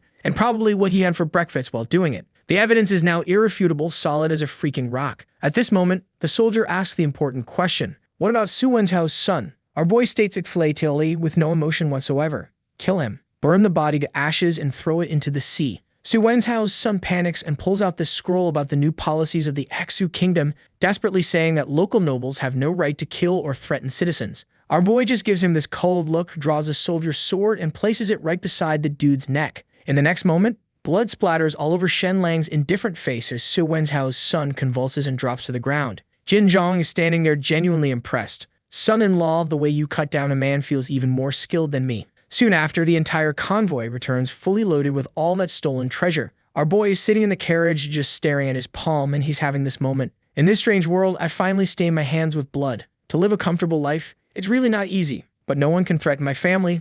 That's my bottom line. The scene shifts to the Count's mansion. Everyone was shocked to see how much money they had recovered and even shocked to know how much that bastard had managed to embezzle. We're talking a total of 11,000 gold coins found in the cellar, plus 52 famous paintings and calligraphies and 5 boxes of jade and jewels. Su Wenchao has been running his own little treasury down there. Just as Su Wenchao is about to start his whole pleading for mercy routine, the always kind Jin Sakai just straight up kisses him away. This bastard then turns to our boy, begging for his life, saying he's willing to become his servant, whatever it takes. Our boy looks at him with those cold eyes, turns to Jin Sakai and goes, Su Wenchao must die. The old master then brings up the technicality because it's an employment relationship under the new policies of the Aksu kingdom. Nobles don't have the right to kill him. He must be sent to the Lord's mansion. But our boy refuses, saying that Su Wenchao embezzled 30,000 gold coins, but only 11,000 were found in the cellar. His properties are worth about 5,000 gold coins. The rest, needless to say, they've already been given to the Lord's mansion and the prefect's mansion in exchange for his son's place in the next martial examination. All these details are recorded in his account book. Our boy just exposed the whole corruption network. This isn't just about Su Wenchao. This goes all the way up. Jin Sakai takes the account book and his face is pure rage. Had I ever wronged you in all these years? Upon hearing this, Su Wenchao bursts into insane laughter, like full villain breakdown mode. Turns out Su Wenchao once wanted Jin Sakai to place his son in the Count's mansion army as a captain in charge of 100 men. But Jin Sakai refused. However, that was actually an OPPO or TUNIT way Jin Sakai was giving him. See, Su Wenchao's son was neither good at literature nor martial arts. How could he make his subordinates respect him? Simply put, the kid was too useless, like you guys. Then this bastard starts throwing a tantrum, saying how he had been loyal for over 20 years and in return, couldn't even do a small thing for his son's future. What's wrong with seeking another path? This infuriates Jin Sakai so much that he grabs a sword, fully ready to murder this man right here, right now. The old master quickly steps forward to stop him. If you really strike, you'll give yourself a huge problem. Seeing this bastard pushing his luck and taunting Jin did nothing but anger Jin Sakai even more. He pushes the old master away, about to go into full berserker mode. That's when our boy quickly steps forward. I have a way. But nah, this bastard was no longer putting up an act. He's insulting our boy, thinking he's untouchable because of those legal protections. Our boy looks at him and asks lightly, are you afraid of the Su family's family law? The next moment, Jin Zhong walks in with several people. Among them, the old patriarchs of the Su family. After apologizing to the Count, he immediately orders Su Wenchao to be taken back and beaten to death according to family law. Su Wenchao doesn't understand what's happening. He's asking why. Why? I just embezzled. I didn't break any family rules. The family ancestral hall has no right to kill me. Our boy just walks up to him, and then he drops the bomb. Su Wenchao, the charge for killing you is not embezzlement. It's for seducing your aunt and committing the crime of adultery. Upon hearing this, Su Wenchao is completely stunned, like jaw on the floor, stunned. Our boy doesn't want to say anything more and just lets the Su family members drag Su Wenchao away. Su Wenchao becomes truly frightened now, desperately shouting to our boy, I have a big secret. Someone wants to harm you. Shenlang responds with a slight smile. If someone wants to harm me, I naturally know who it is. Then we cut to a few hours later, Su Wenchao was stripped clean and in front of hundreds of people was beaten to death. Medieval justice, folks. At the same time, Jin Sakai, regarding the great merit our boy established this time, asks him, do you have any rewards you want? Our boy immediately thinks to issue an order for Jin Mulan to obediently listen to me. I want to share a bed with Jin Mulan. Of course, this is just Shenlang's fantasy playing out in his head. What he actually says out loud is, I don't want anything. Jin Sakai is like, that won't do, and decides our boy will be in charge of the Count's mansion's accounts from now on. Our boy immediately refuses, saying that he wants to go home to visit his parents. Just lift my house arrest. But facing our boy, the master of stirring up trouble, Jin Sakai is genuinely a bit afraid. He still doesn't want to let our boy go out freely. so instead he decides to reward him with 300 acres of good farmland. Just as our boy's about to say he doesn't want it and only wants his house arrest lifted, Jin Sakai just says that he is tired and walks out, completely ignoring him. The scene shifts to the courtyard where Jin Mulan lives. Bing is attending to her as she bathes. Bing's all excited. Miss, the young master, is really incredible, defeating and killing a big figure like Su Wenchao overnight. He even recovered more than 10,000 gold coins for the Count's mansion. Jin Mulan listens with satisfaction, but then she reminds Bing, from now on, no one in the mansion is allowed to talk about the young master killing Su Wenchao and the like. The reason Su Wenchao died is because he deserved to die. Bing zips her mouth to show she understands. Then Bing remembers something and gets excited, curious. Oh, the young master told me yesterday that the white tiger is the most precious. Miss, do you know why? Jin Mulan's somewhat curious. How did you answer? Bing explains, I said it was because of the color of the tiger. But the young master said the white tiger is rare because they were hairless in particular spots and men like that. She adds that she thought he was just talking nonsense. What does the white tiger have to do with hair? Miss, what do you think? At this moment, Jin Mulan is taken aback. It seems she realizes something and she instantly blushes from ear to ear, probably turning 50 shades of red. How did our boy know my secret? Could it be that he spied on me bathing? But then Jin Mulan thinks again. That's impossible. Our boy has no martial arts skills, so she would have noticed if he were spying on her. Then she asks Bing, where is our boy? And when Bing sees her mistress's reaction, she finally understands what our boy meant. So Jin Mulan asks Bing to help her get dressed, and she's got this determined look on her face that clearly screams, I'm going to punish the wicked and promote the good. Then she turns to Bing and goes, remember, Bing, a man must be kept in check. If not managed for 3 days, he'll climb onto the roof to remove tiles. Bing asks in confusion, are you going to hit the young master? Jin Mulan turns around and says, women of the Jin family never hit their husbands. Okay, folks, so no hitting. But it only means that our boy is about to suffer in a different way. Then we cut to a few moments later. Jin Mulan spots our boy returning and immediately switches into actress mode. She puts on this sweet smile and asks our boy where he was and tells him that she was looking for him. As he heard her sweet voice, Shen's spider sense told him that he was in deep trouble. He quickly goes, thank you for your hard work.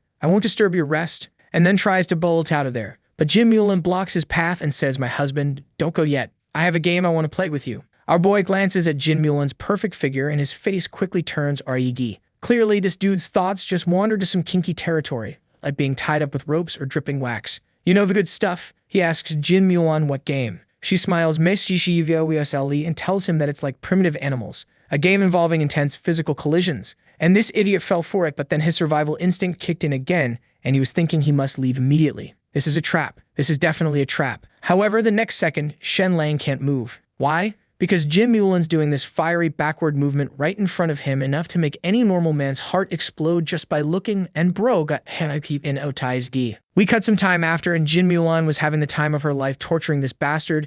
She made him spread his legs to 180 degrees. Our boy is an AJONE. He then turns to her and goes, dear, weren't we supposed to play a game? And Jin Mulan explains, nods, and goes, yep, this is the game. Your body is still too weak. You need to exercise more. After saying this, Jin Mulan releases her hold. Take a rest. We'll do it 10 more times later. Hearing this number, our boy wails internally. Is this an attempt on my life? Although he doesn't know exactly why he's being punished, this bastard just goes, Jin Mulan, whatever I did wrong, I'm sorry. Jin Mulan smiles and says, there's no mistake. I was just helping to train your body. Our boy's like, no matter what happened, it's all my fault. The wife is always right. Hearing this, Jin Mulan looks at our boy and asks, do you really know what you did wrong? After that, she gives him this intense look and asks him, how did you find out my secret? And then use it to tease Bing? This idiot was confused at first, but then he remembers the words he used to tease Bing yesterday about the white tiger. He instantly understands and becomes Sanji for an instant. Seeing her husband's expression, Jin Mulan's face turns B8 red. She's wishing she could find a crack in the floor to crawl into. She also realizes that our boy had no idea about her secret. It was completely by accident when he teased Bing. He wasn't being some perverted genius. He just got lucky with his joke. Our boy, being the absolute legend that he is, gives Jin Mulan a thumbs up. Rest assured, my lady, I will definitely not discriminate against you because of this. After saying this, Shenlang immediately covers his mouth because it was at this moment he realized that he messed up. Jin Mulan looks at him and goes, let's do it 20 more times. Then the scene shifts to the night. Exhausted, our boy quickly falls asleep, or so it seems. Jin Mulan walks in at some point looking at Shenlang's sleeping posture, and she can't help but think, aw, look at him all tuckered out from me torturing him. After watching for a while, she kisses him on the forehead and then leaves. However, this bastard wasn't asleep. He suddenly opened his eyes. Jin Mulan trained me like that today. It would be strange if she didn't feel sorry. Our boy's out here playing 4D chess with his wife's emotions. After that, Shenlang not only puts on a mask, but also wears gloves. He's got this small black bottle in his hand, a hallucinogenic potion extracted from hundreds of pounds of moldy rye. Why? Because to kill Tian Hang, our boy needs to retrieve an item from Jin Mulan's room. And clearly, whatever he's about to do requires some serious stealth mode. Then we cut to a secret room within mythical Turtle City. Tian Hang went to the mayor's room. They'd already learned of Su Wenchao's death, and they're panicking. They must act quickly to kill our boy before he becomes even more of a problem. At that moment, a confidant comes in to report the governor's envoy is already on the way and will arrive at mythical Turtle City tomorrow. Hearing this, Tian Hang and the mayor know the opportunity to kill our boy has come. The city lord instructs Tian Hang to prepare everything they can to make their move tomorrow night. However, they were actually targeting the count's mansion as a whole. But since our boy's been causing too much trouble and exposing their corruption network, they decided to kill him first. The scene shifts to the next morning at the count's mansion. Jin Mulan gets up early to practice martial arts like the badass she is. After half an hour, she prepares to bathe. But when she arrives at the dressing room and looks around, something's wrong. She asks Bing, have you seen a set of blue cloth skirts? Bing says no, and she's just about to help Jin Mulan look for it, when suddenly Jin Mulan's beautiful face fluoresces. She's obviously thinking of something and tells Bing, don't look for it anymore. It must have been left at the barracks and not brought back. So after breakfast, Jin Mulan's face is getting all red because she's trying to figure out how to tell our boy not to mess up her skirt too badly, but the words just won't come out. That's when our boy asks her if she wants a massage since she's been running around for 2 whole days. Jin Mulan's like, yeah, sure, why not, and sits up all elegant, lifting her hair. Our boy sees that smooth, fair neck and internally goes damn, but catches himself real quick. He puts his hands on her shoulders and starts working his magic. Jin Mulan immediately lets out this comfortable moan because she didn't expect this dude to actually know what he's doing. And why wouldn't he? He tells her she's so tense, and Jin Mulan gets suspicious, thinking he's being a pervert. She's like, I don't know what you're doing, but I know you're being lecherous. Keep this up, and I'm making you exercise again. Our boy immediately gets serious and goes back to work, taking care of her properly. Then he tries the whole please don't work so hard, it hurts my heart routine. But Jin Mulan isn't falling for it. She straight up tells him if he's trying to get his confinement lifted, it's not happening, she won't go against daddy's orders. The second she finishes that sentence, our boy's hands are off her shoulders and he's run straight to the door, saying he's got business to attend to. This realistic performance makes Jin Mulan puff up her cheeks, thinking her husband is way too pragmatic. Like the moment she won't do something for him, he just changes his attitude and leaves her hanging. Fast forward a bit, and our boy shows up behind his mother-in-law. His massage game has leveled up even more. Not only that, but Mother Jin's face is covered with this facial mask our boy made. He explains she needs to apply it daily for 15 minutes. Hydration and sun protection are key for a woman's skin. He made 10 total and gave her 6. Mother Jin's curious about those other 4, asking if he gave them to Jin Mulan. Nope, kept them for himself. Then our boy drops this line about how right now she could pass as Jin Mulan's sister, but maybe not in 10 years. Mother Jin asks if that means she'll age faster. Our boy's like, nah, you might actually look like her younger sister by then. There's this thing called reverse aging. This cracks Mother Jin up completely. Women love hearing stuff like that, don't they? But what would you guys know? But she also knows our boy wants something. Sure enough, he brings up the confinement order. Mother Jin immediately stands up and says she'll talk to Jin Sakai right now. 15 minutes later, Jin Zhong tells our boy the confinement's been lifted.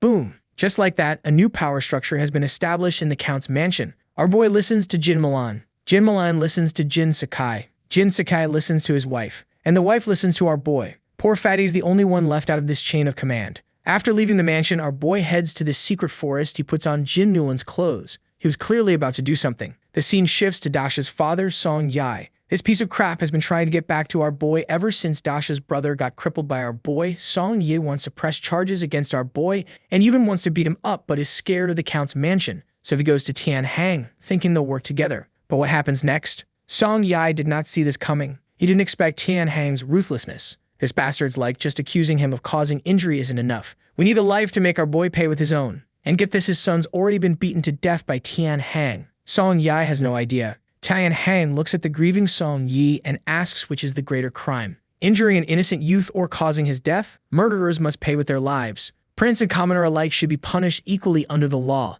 Meanwhile, at Dasha's house, his stepmother is cursing our boy because he made a man express a pain one shouldn't, and now the Song family will have no descendants. The more she thinks about it, the angrier she gets. She's cursing our boy until her mouth gets dried, so she takes a sip of water. Something's off about it, though. Next thing you know, she collapses onto the table. When does she wake up? Oh man, she screams. Everything around her suddenly looks terrifying, ghostly fires burning everywhere. Then this beautiful female ghost emerges, scaring the stepmother absolutely senseless. This hag asks her who she is. The ghost says menacingly, wicked woman, you actually harmed my Dasha. You shall die. As she's talking, ghostly fire appears in the ghost woman's palm and gets launched straight at this old hag. She instinctively raises her hand to block it, but the fire latches onto her hand and won't go out no matter what she does. In full panic mode, she grabs a cup of water, thinking that'll solve the problem. But nope, the fire keeps burning, causing unbearable pain. Song-ji starts begging, saying it was Dasha's father who abandoned him, not her. She realizes this ghostly woman is Dasha's mother from before her death. Our boy then approaches, her cold hand gently touching the ghostly fire,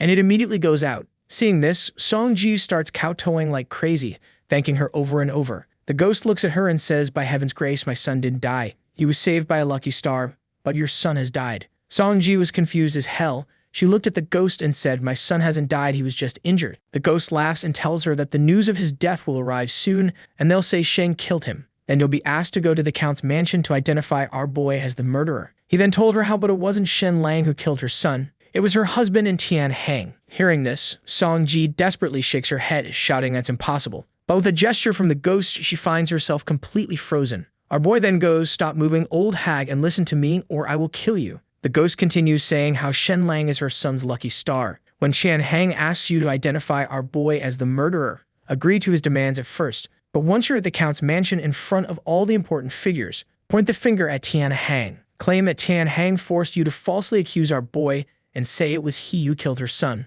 Song-ji wants to refuse after all. She can't afford to offend Tian Hang. But suddenly, ghostly fire surges around the woman, and the ghost comes close to her and says, "If you harm Shenlang, I will drag you to the 18th level of hell and have you chopped into pieces and fried alive. Do you want to die?" This scares Song-ji so badly she loses control of her expression. But the next second, the ghostly fire disappears and the ghost says, "You can survive as long as you do as I say. The Count's mansion will protect you. After Tian Hang is dead, you can go home, and I will reward you with 300 gold coins. With this money, you can remarry and live a life 100 times better than now." Then the ghostly throws ghostly fire underneath Song-ji's bed. There's a down payment of 30 gold coins under there. After you identify Tian Hang, the remaining 300 gold coins will naturally appear again. Whether you live or die, whether you enjoy wealth and honor or suffer in the 18th level of hell, it's all up to you. With that, she disappears. When Song-ji wakes up again, her head is splitting with pain. But she notices burn marks on her arm, proving what happened wasn't a dream. She immediately looks under the bed, grabs a small shovel, and starts digging. What she finds leaves her stunned. Not only are there gold coins under the bed, but they're also encased in ice. She looks at the ice block and thinks to herself, it's summer, where the hell did ice come from? Moreover, there are words carved on the ice, which makes Song-ji even more convinced. She continuously kowtows to the ghost, promising to do as told. Then she finds the ice melting, which makes her extremely happy, believing it to be the ghost's response. Meanwhile, in a corner, our boy takes off the blue dress. He had used a hallucinogenic potion he made for Dasha's stepmother, white phosphorus for the ghostly fire, saltpeter for the icebox, and a silver needle to simulate that whole ghost pressing down on you feeling. Then this bastard looks at the sky and goes, well, dressing in women's clothes was indeed a unique experience, especially when you looked more beautiful than an actual woman in that dress. He then burns the dress, destroying the evidence. As for whether Jin Mulan would notice a dress missing, our boy thinks probably not. But if she does find out, he can't help but start brainstorming excuses. Then he decides, you know what? If it comes down to it, I'll just deny everything. Meanwhile, inside the Black Clothes gang headquarters, one of the subordinates tells Tian Hang the governor will be arriving soon. Tian Hang asks if the prefect is accompanying him personally. The subordinate nods. Tian Hang excitedly slaps the chair. Everything is ready, and the east wind has also arrived. Our boy is as good as dead, but he adds that crushing this stray dog is just a side benefit. Toppling the Count's mansion is the main goal. He then looks toward Dasha's father and orders him to hurry up and bring his wife over to the Count's mansion to identify our boy, and adds that he shouldn't forget to dress her in mourning clothes. Make it look more pitiful. Seeing that Song Yu is still heartbroken, this bastard just goes, it's just a son. You can have more. After killing Shenlang, you'll be the head of Hanshu town. With these words, Song Ye lets go of his grief for his son, stands up, and thanks Tian Hang. So the scene shifts to Song Yi's house, and the old hag is just chilling on her bed when Song Yi walks in. He looks all sad and tells her that their son's dead. Dasha's stepmom immediately breaks down crying because she realizes that creepy ghost lady our boy was pretending to be wasn't actually lying to her. She's giving Song Ye this death stare already and wanted to kill this bastard. But Dasha's dad completely misreads the room and thinks all that hatred is aimed at our boy instead. After getting their stories straight with Tian Hang, they haul their son's coffin over to the Count's mansion. Meanwhile, at the mythical turtle Count's mansion, they're rolling out the red carpet for 2 VIPs. First up is Yan Wuji, this staff member from the governor's office, and then there's Zhang Chong, the ruler of New River County, and this Zhang Chong guy, he is an absolute legend. He single-handedly took down the local tyrant of East River County, and now he's been assigned to New River County to basically do the same thing. The Count's mansion are sweating bullets because they know exactly what that means. Jin Sakai and Jin Mulan personally come out to welcome these big shots. Then the scene shifts and everyone's sitting at this fancy banquet hall, and our boy, he couldn't care less about the political tension. Dude's just staring at Jin Mulan like she's the only person in the room. But then Yun Woojin puts down his chopsticks and goes, 20 years have passed. The governor sent me here to ask about your plans for the Isle of Gold Mountain dispute. You guys want us to mediate this peacefully or what? And just like that, everyone else puts down their chopsticks too. Our boy's a bit surprised because he actually knows about this mess. Turns out the Isle of Gold Mountain dispute goes back over 100 years. Both the Northern High Count and the mythical Turtle Count have been claiming this island as their own, and they nearly went to war over it. Finally, some previous monarch got tired of their drama and decreed that every 20 years they have this competition, martial arts and scholarly tests, and whoever wins gets the rights to the land for that period. Unfortunately, 20 years ago, the former count of mythical turtles was lost, which meant they also lost a massive chunk of wealth. Jin Sakai asks what the governor wants, and Yan Wuji drops his brilliant solution. How about we just split the Isle of Gold Mountain in two? North goes to Jin High Count's mansion, south goes to mythical Turtle Count's mansion. Our boy's sitting there like, bro, are you serious? Because everyone and their grandmother knows the main mineral resources and all the good stuff are in the northern half, while the southern half is basically just salty soil and beaches. As expected, Jin Sakai is pissed, but he keeps his composure like the dignified count he is and just says, let's drink. Yan Wuji doesn't really care. His job was just to show up and mediate on behalf of the governor, so mission accomplished in his book. Right then, they hear this massive commotion outside. You can hear thousands of people shouting to punish our boy and how he's a murderer who must pay for it with his life. And our boy, instead of being scared, he's actually excited. Dude's been waiting for this drama. Meanwhile, everyone else at the table is acting like they don't hear a thing, just continuing to eat and drink like nothing's happening.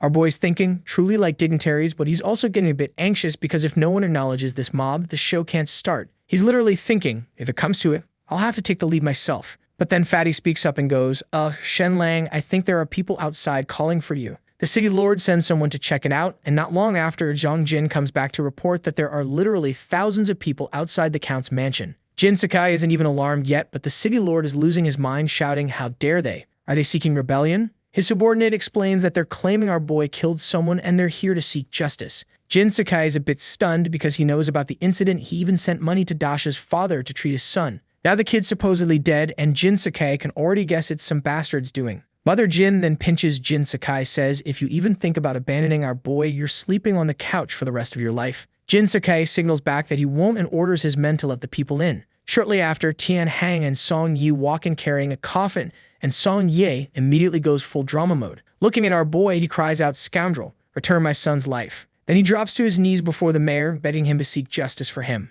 What follows is this tearful complaint about how our boy bullied his son and beat him to death, and man, this bastard's acting is Oscar-worthy. Then he reveals his son's body, showing all these shocking wounds, and begs the lords to do the justice. At this point, Jin Mulan suddenly asks, when did your son die? Song Yi responds that he died the night after being beaten by our boy. Jin Mulan coldly asks, why didn't you come the same day? Why wait until now? Song Yi replies that he was afraid because someone claiming to be a confidant of the count came to him, gave him gold, and threatened to kill his whole family if he didn't keep quiet. Jin Sakai is absolutely pissed to hear that because he knows that it's a blatant lie. He even thinks that his years of caution have made people think the count's mansion no longer commands fear. The city lord asks if there's any evidence, and Song Yi shouts that there are witnesses. The city lord orders them brought in. These men walks in and all of them say the same thing, that they saw our boy enter the house that day. The city lord looks at our boy and asks if he confesses to the crime. Our boy looks at him and says, I did enter Song Yi's home, but I didn't assault anyone. I was there and deliver silver. Dasha was my good friend. I made sure Song Yi fed him well every day. As he said that Song Yi told everyone that our boy was lying, saying our boy clearly kicked his son to death, and his wife can testify to that, so the mayor summoned his wife. The city lord asks her if she's sure of what she saw, and Song Ji nods, saying she witnessed it herself. Tian Hang starts laughing, thinking he's won, while Song Yi kneels down desperately, begging the city lord for justice. Tian Hang helps Song Yi up and then loudly cites the law of the kingdom. Murder is repaid with life. Even princes are subject to the same laws as commoners. Our boy must be punished accordingly. At this moment, the Black Clothes gang started repeating after him. Murder must be repaid with life. The city lord then looks towards the count and says that to investigate this matter properly, they have to take our boy back to the city. Jinsuke is furious because if our boy's taken away, they could frame him however they want, and listening to all that bastard Tian Hang is grinning like an idiot, thinking that his plan worked, completely unaware of what was about to unfold in a moment. Because Song Ji suddenly points towards him and shouts, "It was Tian Hang who killed my son." She explains that originally Song Yai had kicked her son and injured him, but when he was taken for treatment, he was fine, only a minor injury, but then he suddenly died after this bastard came to their house.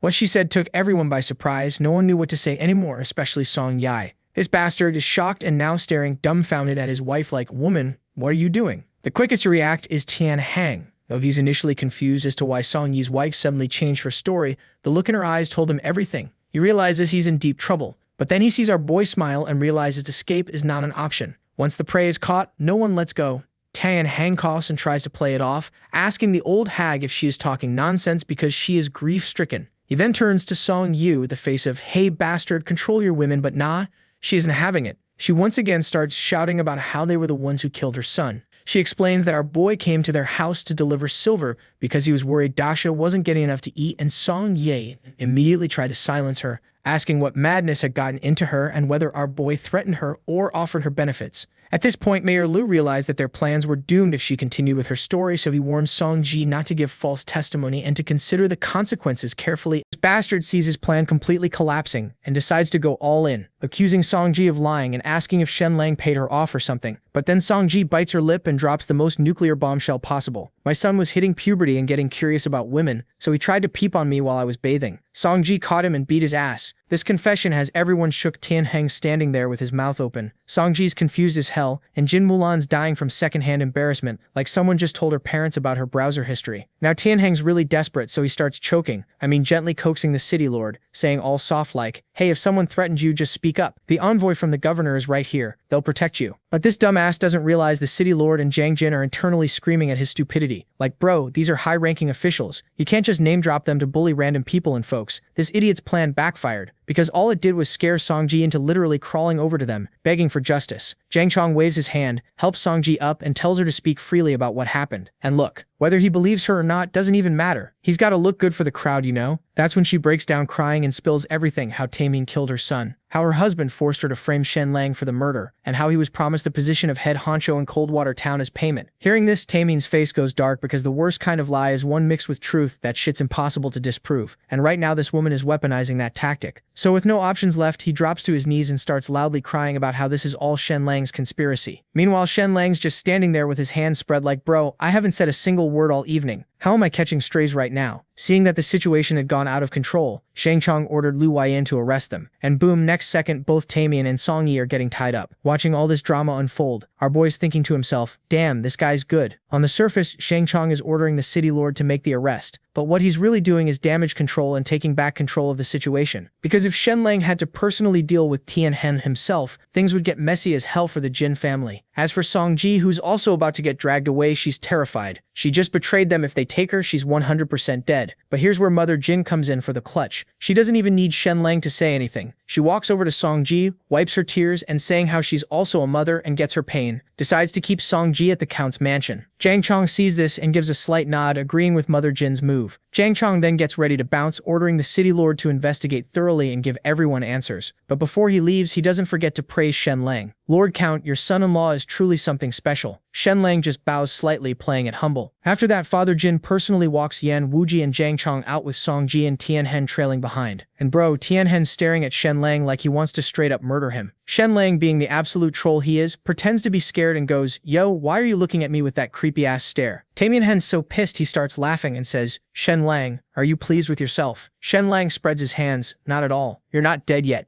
What's there to be happy about?" Hearing this, Taemin laughs even harder. "Keep dreaming. Who's going to kill me? Getting thrown in jail is just for show. I'll be out in 3 days." And because Taemin Hen's getting a bit too hyped and they're worried about Shenlang's safety, the Count's mansion guards pin him down. But even while being held down, Taemin Hen's still giving Shenlang that smug look. Like, "Once I get out, I'm using every dirty trick in the book to end you." Shenlang glances at Taemin Hen with this look, then flashes this ice-cold smile and says, "Taemin Hen, you're about to die." Taemin Hen is caught off guard and starts laughing again. "You must be dreaming." Even Lin Wine and the others at Shenlang look like he just said the dumbest thing ever. Taemin Hen dying? Yeah, right, what a joke. After they leave the Count's mansion, the act gets dropped real quick, and Tamian Heng gets untied. The city lord immediately asks Zhang Chong, so how should we judge this case, sir? But Zhang Chong doesn't respond, he just keeps walking. The city lord asks again, and Zhang Chong finally stops and goes, why did Taimei even show up tonight? Taimei kneels down to admit his mistake. There's bad blood between me and Shenlang. I shouldn't have come tonight, but I couldn't help myself. I wanted to watch his downfall with my own eyes. Then this entitled prick turns to the city lord, hoping Zhang Chong would take him to the city lord's mansion for judgment instead. Yan Wuji, who's absolutely done with this nonsense, just boards his carriage without a word. Zhang Chong turns to Taimei and asks, do you really think you can flip this situation? Other people plan 3 steps ahead, while you're stuck thinking about what's right in front of you. Do you think Shenlang just wanted to win tonight? Nah, he wants you dead. Taimei's confused. Even if Song Ji betrayed me, I can easily get out of this. But Zhang Chong cuts him off. Go kill Taimei.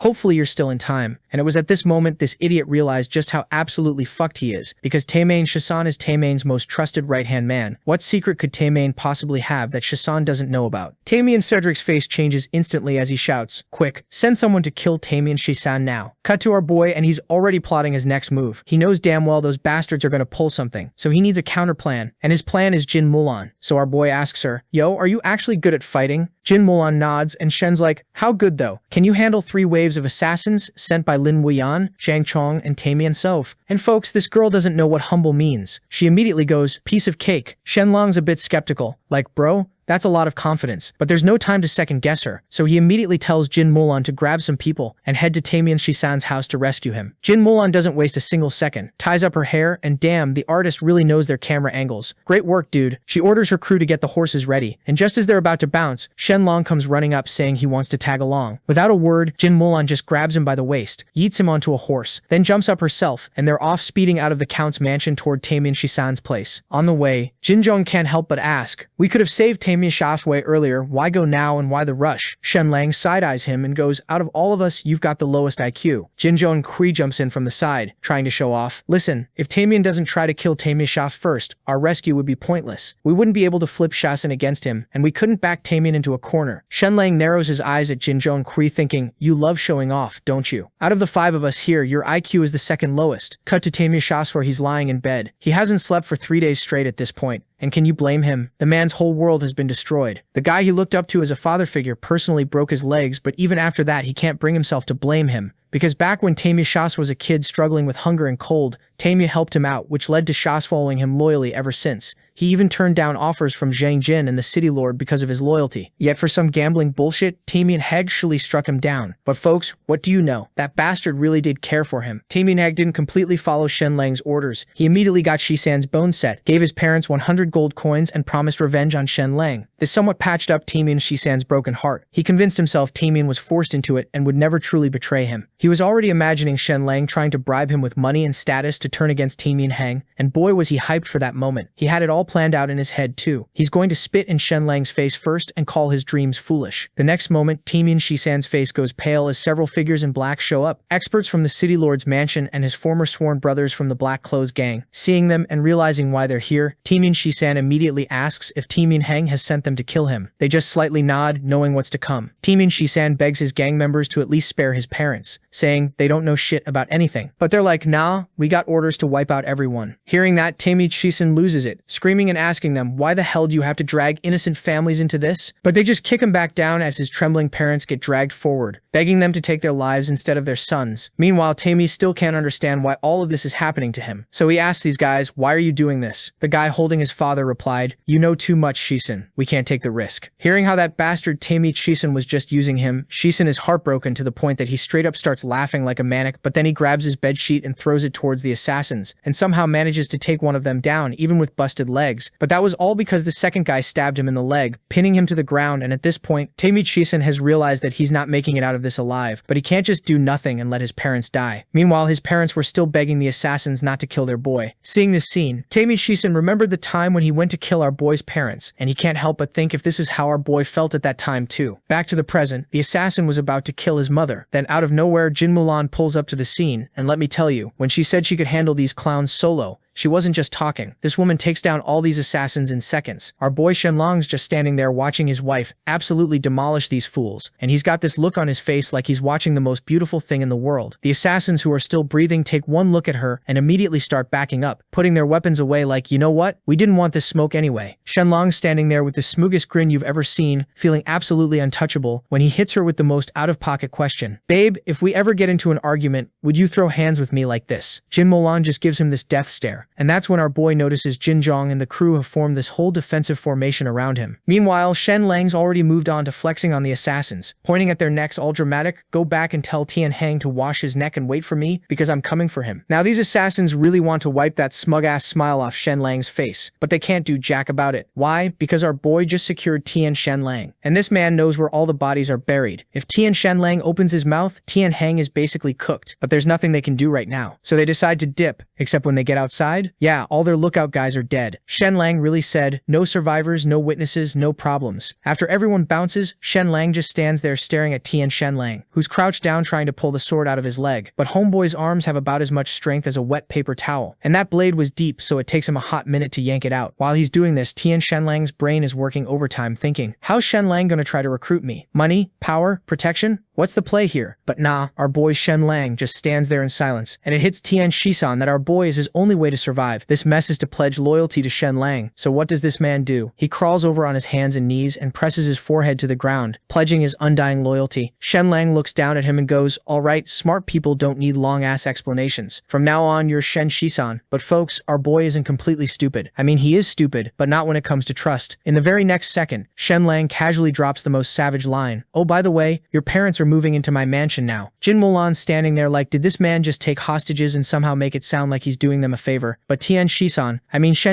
now presses his face against Shenlang's shoe and agrees. Anyway, because what choice does he have? Shenlang immediately switches up his whole vibe, all smiles and sunshine, helping him up like they're childhood best friends. Cut to the city lord's mansion, and Lu Weian just got the news about what went down at Tian Shisan's house. When he hears they couldn't save Tian Heng, this man's face goes white. He slams his fist on the table so hard the whole room shakes. See, Tian Heng was paying him fat stacks every year. This was his guy. Killing him would be a massive blow to his reputation and his wallet. The city lord asks, what about Zhang Jin? Turns out Zhang Jin heard everything went sideways and rushed to catch up with his father. But when he does, his old man hits him with a whole lecture about how a real commander should carry himself, and then straight up orders him to take out Tian Heng. Zhang Jin's like, what? Hell no. But his father's not budging. He tells Zhang Jin that Tian Heng's become a liability. The dude's no longer useful, and a good commander knows when to cut his losses. You have to see the big picture, not cry over losing one chess piece. But Zhang Jin is not having it. Why? Because killing Tian Heng is exactly what Shenlang wants, and to Zhang Jin, doing that would be like letting Shenlang bitch slap him in front of everyone. It's about pride now. Back at Black Clothes, at gang headquarters, Tian Heng gets the devastating news that Tian Shisan flips sides. He dismisses everyone and steps outside alone, standing there in the darkness. This man knows that once Tian Shisan starts talking, it's game over. Nobody can save him. He looks up at the rooftop, wondering if this is really how it ends for him. Man's having all the regrets now, wishing he'd ripped Shenlang apart when he had the chance. He punches the wall in frustration, muttering, sorry dum-dum. Then he walks over, moves a bookshelf to the side, and disappears into a secret chamber. Then the scene shifts to the Shu family mansion. Zhang Jin is getting in Shu Changshan's face, asking why the hell she didn't kill Shenlang when she literally had the perfect shot. She dodges the question hard and fires back with, well, what did your dad say about all this? Zhang Jin doesn't sugarcoat it. He told him to kill Tammy and Holbit. Right as they're having this lovely conversation, someone bursts in, announcing the city lord just rolled up. The city lord walks in and immediately starts going off. Like, are these people stupid? If they kill Tammy and Holbit, they're going to look like complete villains. They'll lose mad money every year, and worst of all, Shenlang will be dancing on their graves. Does Zhang Jin not understand basic strategy here? But just as they're in the middle of a what if our crimes get exposed panic session, some subordinate comes running, saying Tian Hun is requesting a secret meeting. Cut to the very next day, and there's a massive crowd outside the city lord's mansion. Tian Hun is kneeling in the hall, facing all these accusations.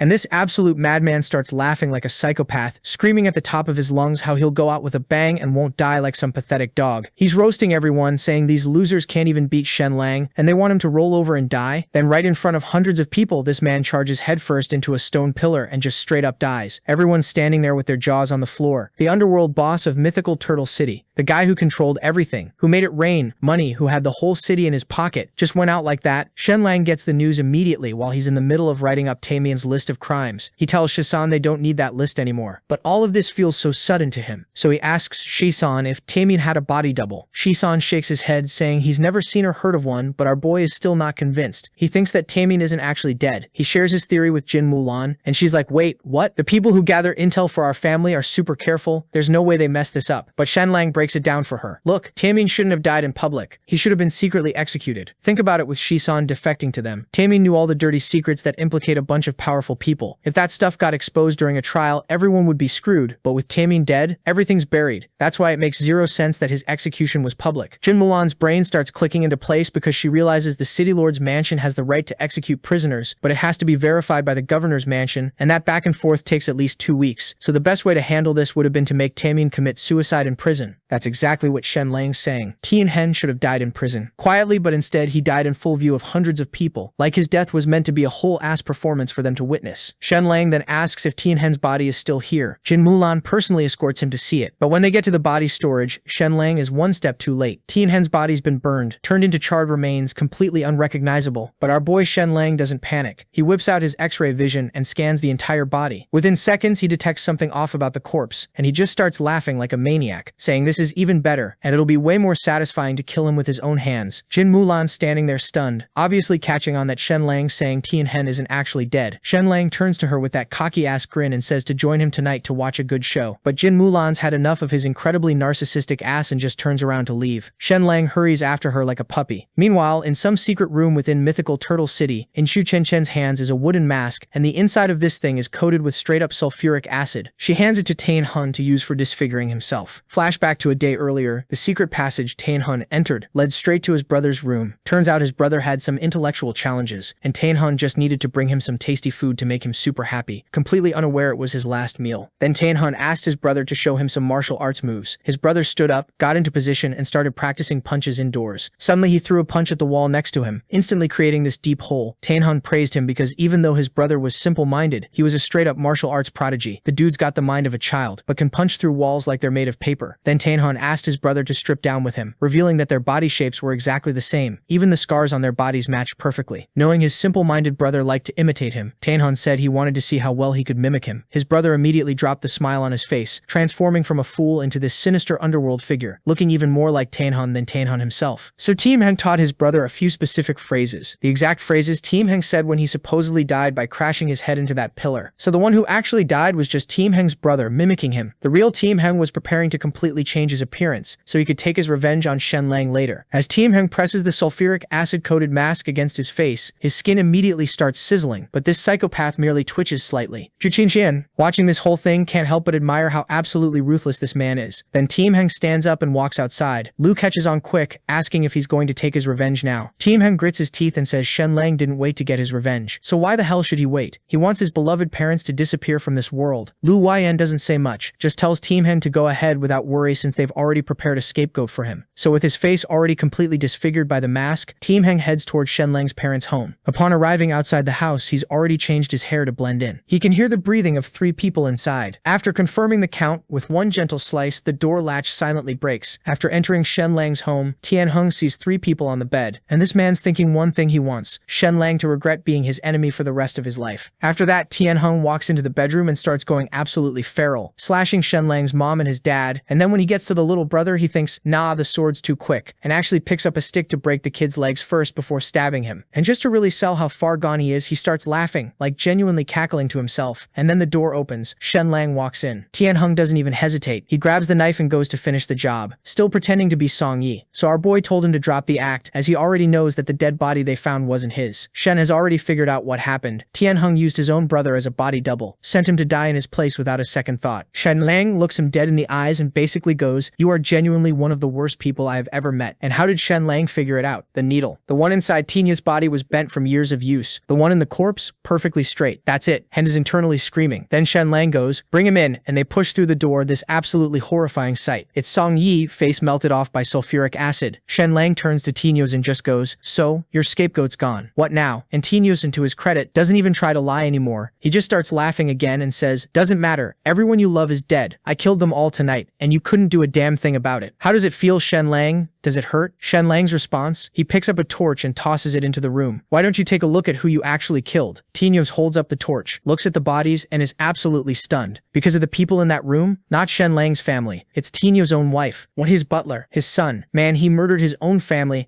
and spent the last 10 minutes gloating about it. Shenlang just stands there going, yeah, they kind of had it coming though. Spent years doing evil on your behalf. Karma's funny like that. Now Tianheng is furious. He's about to charge at Shenlang and die on his feet when he notices something. Standing next to Shenlang is a woman, gentle-looking, soft, holding a child, and Tianheng completely short-circuits. See, here's the thing about Tianheng. His actual wife married him for money, and he knew it and didn't care. His official son barely registered the kid existed. But this woman, this quiet, kind woman, and her child, that was the one thing Tianheng actually gave a damn about in this world. His illegitimate family, the people nobody knew about, and Shenlang found them. To his credit, Shenlang is not using them as a threat. He straight up tells Tianheng, I'm not you. I don't hurt innocent people. I just want you to know you have zero leverage and zero options, which honestly makes it so much worse for Tianheng because there's nothing left to fight for and nowhere left to run. So Tianheng does the only thing he can. He rips the melted skin off his face and says he's heard that Jin Mulan is supposed to be this incredible fighter. He'd like to test that personally and challenge her to a match. Jin Mulan doesn't even flinch and agrees. Then they step outside for the match. Tianheng charges, sword out, full power, screaming like he's about to end the whole world. Jin Mulan takes one step, glides to the side, and by the time Tianheng realizes he just swung at empty air, there's already a sword wound through his chest. Tianheng is on the ground now, bleeding out, and in his final moments, he actually gets a little reflective. He thinks about when he and his brother were kids, taken in by some old escort master, training in the freezing cold, and getting punished for messing up their forms. Thinks about how they threw it all away over a box of treasure. How one decision turned them into fugitives and set off this entire chain reaction. He doesn't even regret it. He's just a little sad. And folks, you would think that it is the end, but nah, because as this bastard is about to drift off peacefully into the afterlife, Shenlang crouches down and starts bitch slapping him. He's like, hey, I went through a lot of trouble to kill you. You owe me something before you go. Tensei can barely believe this is happening to him, but does our boy care? Nah. He continues with the slap, saying how he went through hell to track down Tensei's son. Tensei tried anything funny, but he's willing to take care of the kid and raise him right, as long as Tensei gives him something useful before he dies. Tensei calls him every name in the book, but then slowly he tells him there's a cellar at Snow White Villa. Lord Liu's secret stash of gold is buried there.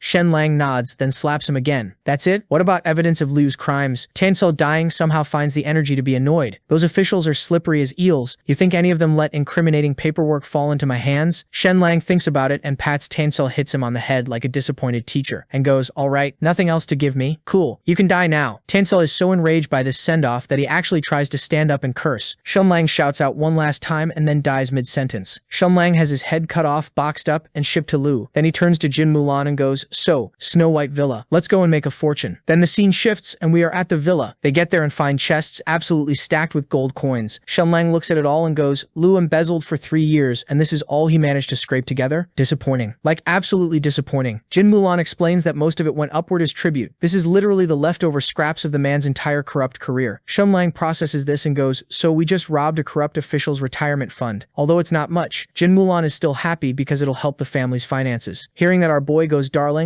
are we really short on money? Jin Mulan got angry, explaining how after losing Jinshan Island, the Jin family was barely managing as it was. Plus that bastard Xu Wenzhao was bleeding them dry. And to make matters worse, the previous count was a kind person, which is just a polite way of saying that dude was an absolute idiot who didn't know about finances and as a result left behind a mountain of debt, and Jin Mulan's father has been quietly paying it off ever since. Back to the present, and Shenlang has the mischief look. You know that look that means that he's cooking something evil, and Jin Mulan already knows and is already tired. Cut to the idiot's house, and this bastard is waiting to hear the good news from Tanhaekru. Just then a servant comes with a box in hand telling Liu that Tanhaeks has sent it. Liu, already anticipating what's to come next, orders them to open it, and in there is the gift Shen has sent him. Tanhaek's severed head. Before he could process it, another servant rushed in to report that all the gold at Snow White Villa had been stolen. Liu looks like he's about to leave his body entirely. Then they hand him a note. It reads, the person who robbed the gold was not Shenlang. Back at the Jin Manor, Shenlang is sitting there with a big red brush, crossing Tanhaek's name off his enemy list, going, one down. Barely even tried. Life is good. Jin Mulan is staring at him, thinking, what led me to marry this idiot? Then he adds Liu's name to the list for good measure. The man did make him a wanted criminal, after all. And then, because Shenlang simply cannot help himself, he climbs up a ladder, looks down at Jin Mulan, and yells, I'm jumping. Catch me. He leaps, arms out, expecting to land in her arms or on her 2 giant assets, but nope, because the next second he was standing straight on the ground, thinking to himself, what the hell happened? The scene shifts, and we see Shenlang trying to convince his parents to pack up and relocate closer to the Jin mansion. man. Now normally this man's parents listen to everything he says, but today they're not budging. They are giving him all the excuses of how it will look bad if they stay at their Jin Mulan's house. Luckily, Shenlang came prepared and brought his secret weapon, Jin Mulan. And look, when Jin Mulan starts talking sweetly to your mom, what's she going to do? Say no? She folded in like a minute, so now the whole family's moving. Shenlang is standing there watching Jin Mulan work, and his feelings for this woman are just growing by the second. Cut to the Jin mansion, and her whole vibe shifts. She turns back and tells him how few of her clothes are missing, and asks him if he knows something about that. As he hears that alarm bells are going off in this man's head because he knows one wrong answer ends his life. He's got two options: lie and say he never saw them, or confess knowing that he's going to get caught. So he decided to just own it. Jin Mulan, who already knew it was him, is actually impressed by the honesty. Then she asks him to return them because she needs that outfit for mulberry picking. And now the real panic sets in because he can't return what no longer exists. So once again, he's got two options again: admit he burned them or admit he wore them. Both options make him sound unhinged. He picks the lesser evil and goes, "My love, I was restless. I couldn't stop thinking about you. I did something unspeakable with your dress. I was so ashamed that I burned it, and now you can kill me if you want. Slash me, do whatever, I won't even frown." Jin Mulan is standing there completely speechless because this man committed a weird act and is somehow being righteous about it at the same time. She doesn't even go that hard on him, just tells him not to destroy clothes in the future because the mansion hates waste. Then she leaves him a bottle of medicine, tells him to take care of his health, and walks out. Shenlang looks at the medicine bottle, reads the name, and completely misreads the situation. After Shenlang's victory over Tianheng, the Count's mansion enters a peaceful stretch, and a few wild things happen during this downtime. First, Jin Mulan goes out for mulberry picking, and casually outperforms 100 workers by herself, pulling in several £1,000s solo. Meanwhile, Shenlang has been grounded by his father-in-law, who has correctly identified that this man is a walking disaster and cannot be left unsupervised. Shenlang tries to argue his way out, and his father-in-law just pulls out a whip, and that's the end of that conversation. So now he's stuck outside, lying around watching sunsets and thinking about Desham and how his injuries healed, but the dude still hasn't woken up. So now he's got nothing to do, and just then Binger shows up with an invitation. Our boy takes a look at it and is surprised to see that the invitation is for Shu Qinchen's engagement party. He just goes back to his room, stares at his wall of enemy names, and has a moment of self-reflection. He's been slacking, comfort made him soft, and meanwhile the woman who wronged him is out here throwing a grand engagement party, while his own wedding was a rushed, low-budget affair. The imbalance is eating at him, so he does what any reasonable revenge-obsessed protagonist does and starts plotting. He identifies Yu Qinchen's two most valuable assets: her family's silk business and her carefully crafted socialite reputation. He decides the reputation goes first. Right on cue, Fatty shows up to our boy's room ready to show off the medieval porno he's managed to get his hands on, and Shenlang's eyes light up immediately. A plan is forming. He turns to Fatty and immediately goes for the kill shot and asks him if any beautiful girls like him. Jin Wukong is devastated by the question. Shenlang, never missing a beat, tells him he knows exactly why they don't, starting with the fact that he's not handsome. Multiple stab wounds to the ego, but then he dangles a solution: co-author a book with him, get it popular nationwide, and watch the fans roll in. Jin Wukong, now fully starry-eyed, agrees, and so Shenlang begins dictating a story about a shameless silk merchant and his scandalous daughter, a very thinly veiled hit piece on Shu Qinchan. Fatty isn't foolish, he figures out exactly what's happening, but beautiful girls are on the table, so he keeps writing. By the end, he's transcribed the whole thing, and Shenlang's reputation assassination is officially in motion. So now that the writing's done, Shenlang isn't finished. This man personally takes on the illustration duties, and let's just say the drawings were a lot for the time period. Jin Wukong takes one look and immediately gets a nosebleed. And honestly, I can't blame the guy. And Shenlang, he's standing there absolutely full of himself, loving every second of the praise. But Jin Wukong starts getting nervous because the female protagonist in these illustrations looks suspiciously like Hu Qinchan, like uncomfortably close. He brings it up, and Shenlang just waves it off. So the two of them get into a proper workflow. Shenlang drawing, Fatty writing, and with 25 days to go before Hu Qinchan's engagement ceremony, they finish the whole thing. They title it Boundless Romantic Affairs and slap the pen name Rogue Scholar with a rice smile on the cover. Jin Wukong is genuinely delighted with the name and promises to get it to the printers first thing tomorrow. But then he gets a little shy, starts rubbing his hands together, and asks if he can maybe borrow the manuscript tonight, just to read. Shenlang hands over the illustrations without a word and tells him not to get them dirty, adding something about how staying up late isn't good for his health. Fatty grabs it and sprints out the door. Shenlang watches him go with a smirk. Xiaojin Chan, your time is coming. Then, not long after, there's frantic knocking. Jin Wukong bursts back in, looking absolutely battered, bumps all over his head, screaming that his dad is coming to kill them both. Turns out Fatty got so absorbed in reading that he didn't notice his father walk in. Jin Sakai saw the whole manuscript. Shenlang's jaw drops. He looks at Jin Wukong and goes, please tell me you didn't get so sucked into reading that you completely missed your dad walking into the room. Jin Wukong covers his face with one hand and silently runs away. Shenlang is left standing there trying to process just how catastrophically awkward that scene must have been, and now wondering how to survive a very angry father-in-law. An hour passes, then another,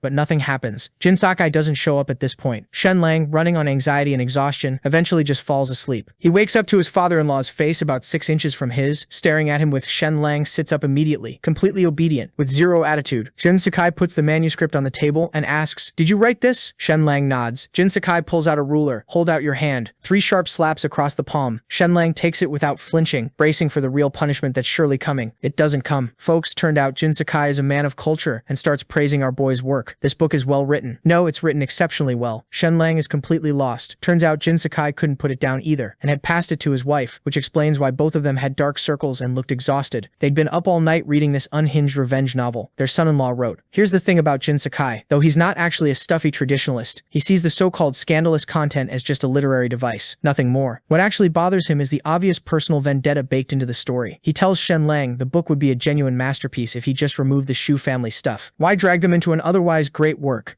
Shenlang refuses, because what is the point of writing a masterpiece if Shu Qianqian doesn't suffer? That's the whole product. Jin Sakai wants to hit him again, but holds it together and asks why he even brought Jin Wukong into this. Shenlang explains it straight. He didn't want the revenge to look too direct and petty. And beyond that, there's a second purpose tied to the whole Jinshan Island dispute. For a second, Jin Sakai is like, "What?" Then he looks at Shenlang, connects the dots, and is genuinely stunned. This man is playing 3 moves ahead of everyone else. Jin Sakai finds himself thinking that maybe having this particular son-in-law is actually fate, some kind of divine joke or blessing he can't quite figure out. He asks Shenlang, "Will the book actually sell?" Jin Sakai doesn't hesitate. It won't just sell. It'll shake the entire literary world. And Shenlang just cackles, already picturing Shu Qianqian's reputation crumbling in real time. Jin Sakai stares at him and thinks, the gods are genuinely unfair for giving this much talent to this particular man. He really didn't know what else to say. Cut to the next day, and Jin Sakai had given our boy an earful last night and then ordered him to change the protagonist's name in the book. Just the name. Everything else stays exactly the same. Shenlang spends maybe 2 seconds wondering if readers will still figure out it's about Shu Qianqian, decides, yeah, obviously they will, and moves on. Problem solved. The next morning, Shenlang and Jin Wukong hop in a carriage to Orchid Mountain City 4 hours away, and basically the cultural capital of the whole region. Bookstores on every corner, legendary works born here, the whole deal. If you want your book to actually blow up, this is where you publish it. The city also happens to be home to the Zhu family, the Orchid Mountain Viscount crew, old nobility that became the emperor's personal favorites after being the first to voluntarily give up their military power during the reforms. Every other noble family absolutely hates them for it, but that's a whole nother mess. They roll in, and Shenlang makes a beeline for the Jade-like Pavilion, a chain spread across a dozen cities. Exactly the kind of publisher that could take his book nationwide. The second he walks through the door, a staff member shoves the hottest book of the moment in his face. Lovebird's Dream. Shenlang flips through it and almost chokes. It is the cheesiest, most brain-dead romance novel imaginable. The kind of thing only a lovesick 13-year-old writes in her diary. He can't help it. He just laughs right there in the store. The worst possible timing. Because the guy standing nearby turns around and it's Zhu Wenhua, the actual author of Lovebird's Dream, and the second son of the Orchid Mountain Viscount family himself. Shenlang clocks him immediately and sizes him up. And honestly, this man is basically the male version of Shu Qianqian. Can't inherit the title as a second son, so he cooked up his own come-up, passed the imperial exams at 16, became a best-selling author, built a massive fan base of women who would die for him, and is now using all of that clout to chase Jiang Chunhu, the most celebrated woman in mythical Turtle City, a full-on social climber running an extremely polished operation. Oh, and his family is the emperor's lapdog now, which puts them directly against the mythical Turtle Count's whole circle. Shenlang's dislike for this man is instant and completely mutual. He doesn't even try to be slick about it. He just looks at the book title and goes, I don't know what it is, but something about this title just makes me want to laugh. Zhu Wenhua is barely keeping it together and asks who the hell this guy even is. Before Shenlang can open his mouth, Jin Wukong loudly announces both their names. The second Zhu Wenhua hears them, his whole expression shifts. He'd been looking for a way to score points with Jiang Chunhu, and these 2 idiots just walked in and gift-wrapped the opportunity. So he goes in hard, calls them the twin disgraces of their noble families, and mocks Shenlang as a vain, uneducated pretty boy that Jin Muolan only ended up with because she had literally no other options. Shenlang's response? He just agrees, completely deadpan. Yep, uneducated pretty boy living off a hard-working woman. That's me. Then he turns around and hands his manuscript to the shopkeeper, telling him to take a look and give an honest opinion. The shopkeeper doesn't want to offend the Count's mansion, but he's also not expecting anything impressive from 2 obvious dandies, so he takes it, planning to skim politely and move on. He does not move on. The more he reads, the more his face changes. The writing, the psychological depth, the way it cuts into human nature and tears society apart. The literary references, this is stuff that established, celebrated authors would struggle to pull off. The shopkeeper is genuinely stunned. And then he rejects it anyway, because Zhu Wenhua pulls him aside and makes it crystal clear, publish that book and Lovebird's Dream walks off your shelves forever. The shopkeeper is stuck between a masterpiece he can't deny and a fan base he absolutely cannot afford to lose. He makes the business call, apologizes, and tells Shenlang to try somewhere else. else. Our boy takes the rejection like it's nothing. Jin Wukong, on the other hand, grabs the shopkeeper by the collar and looks ready to commit a crime. Shenlang has to physically pull him off because, honestly, he already has a plan and it never involved asking nicely for shelf space. The whole strategy was always to blow up so fast and so loud that he just stepped over every celebrated author in the country on the way up. Zhu Wenhua just volunteered to be the first stepping stone. The problem is Zhu Wenhua's reach goes further than expected. By the time they've hit every major bookstore in Orchid Mountain City, every single door is shut. His influence locked them all down. Shenlang doesn't even blink. He takes Jin Wukong down a side street to a tiny beat-up little bookstore, where the owner's some guy named Deng Shan. Now this guy Deng Shan is a man of genuine culture and taste. He actually sits down, opens the manuscript and reads it, and within minutes this man is fully gone, completely lost in Shenlang's story, just vibing in his own little bookstore. When Shenlang tells him he wants to publish it, Deng Shan does the same thing everybody else did. His jaw drops and he declares it borderline miraculous, especially with the illustrations. Jin Wukong leans over and cuts straight to it. So you're publishing it or what? Deng Shan says yes, before the sentence even finishes. Jin Wukong squints at him. Bro, you skimmed like 4 pages. You're calling it a masterpiece off of that? And Deng Shan just looks at him with the calm of a man who has read 10,000 books and is done arguing about it. Certain sections hit different. Most books never make you feel anything. This one did. That's a masterpiece. So Jin Wukong asks the obvious question. Isn't he scared of getting blacklisted by Zhu Wenhua's whole camp? Deng Shan just stares at him. Should a man who sells stuff of culture be afraid of a boycott? Jin Wukong's eyes go full saucer. You sell what? Shenlang has to step in and do the honors. Don't underestimate this man. Deng Shan runs a distribution network across 20 cities spanning 4 or 5 provinces. That's bigger than the Jade-like Pavilion. He's moving serious volume through channels the fancy bookstores don't even know exist. The man sells erotica on an industrial scale. He is not scared of Zhu Wenhua. Deng Shan says confidently he can move over 3,000 copies, but our boy isn't happy about that number. He wants more. Plus, he's got one specific request. He wants the book to drop on the exact same day as Lovebird's Dream's next volume. And then he wants to bury it. Deng Shan starts sweating a little. Lovebird's Dream's first volume sold 4,600 copies, a genuine blockbuster. His own best Spring Palace album topped out at 2,700. And Shenlang's book is,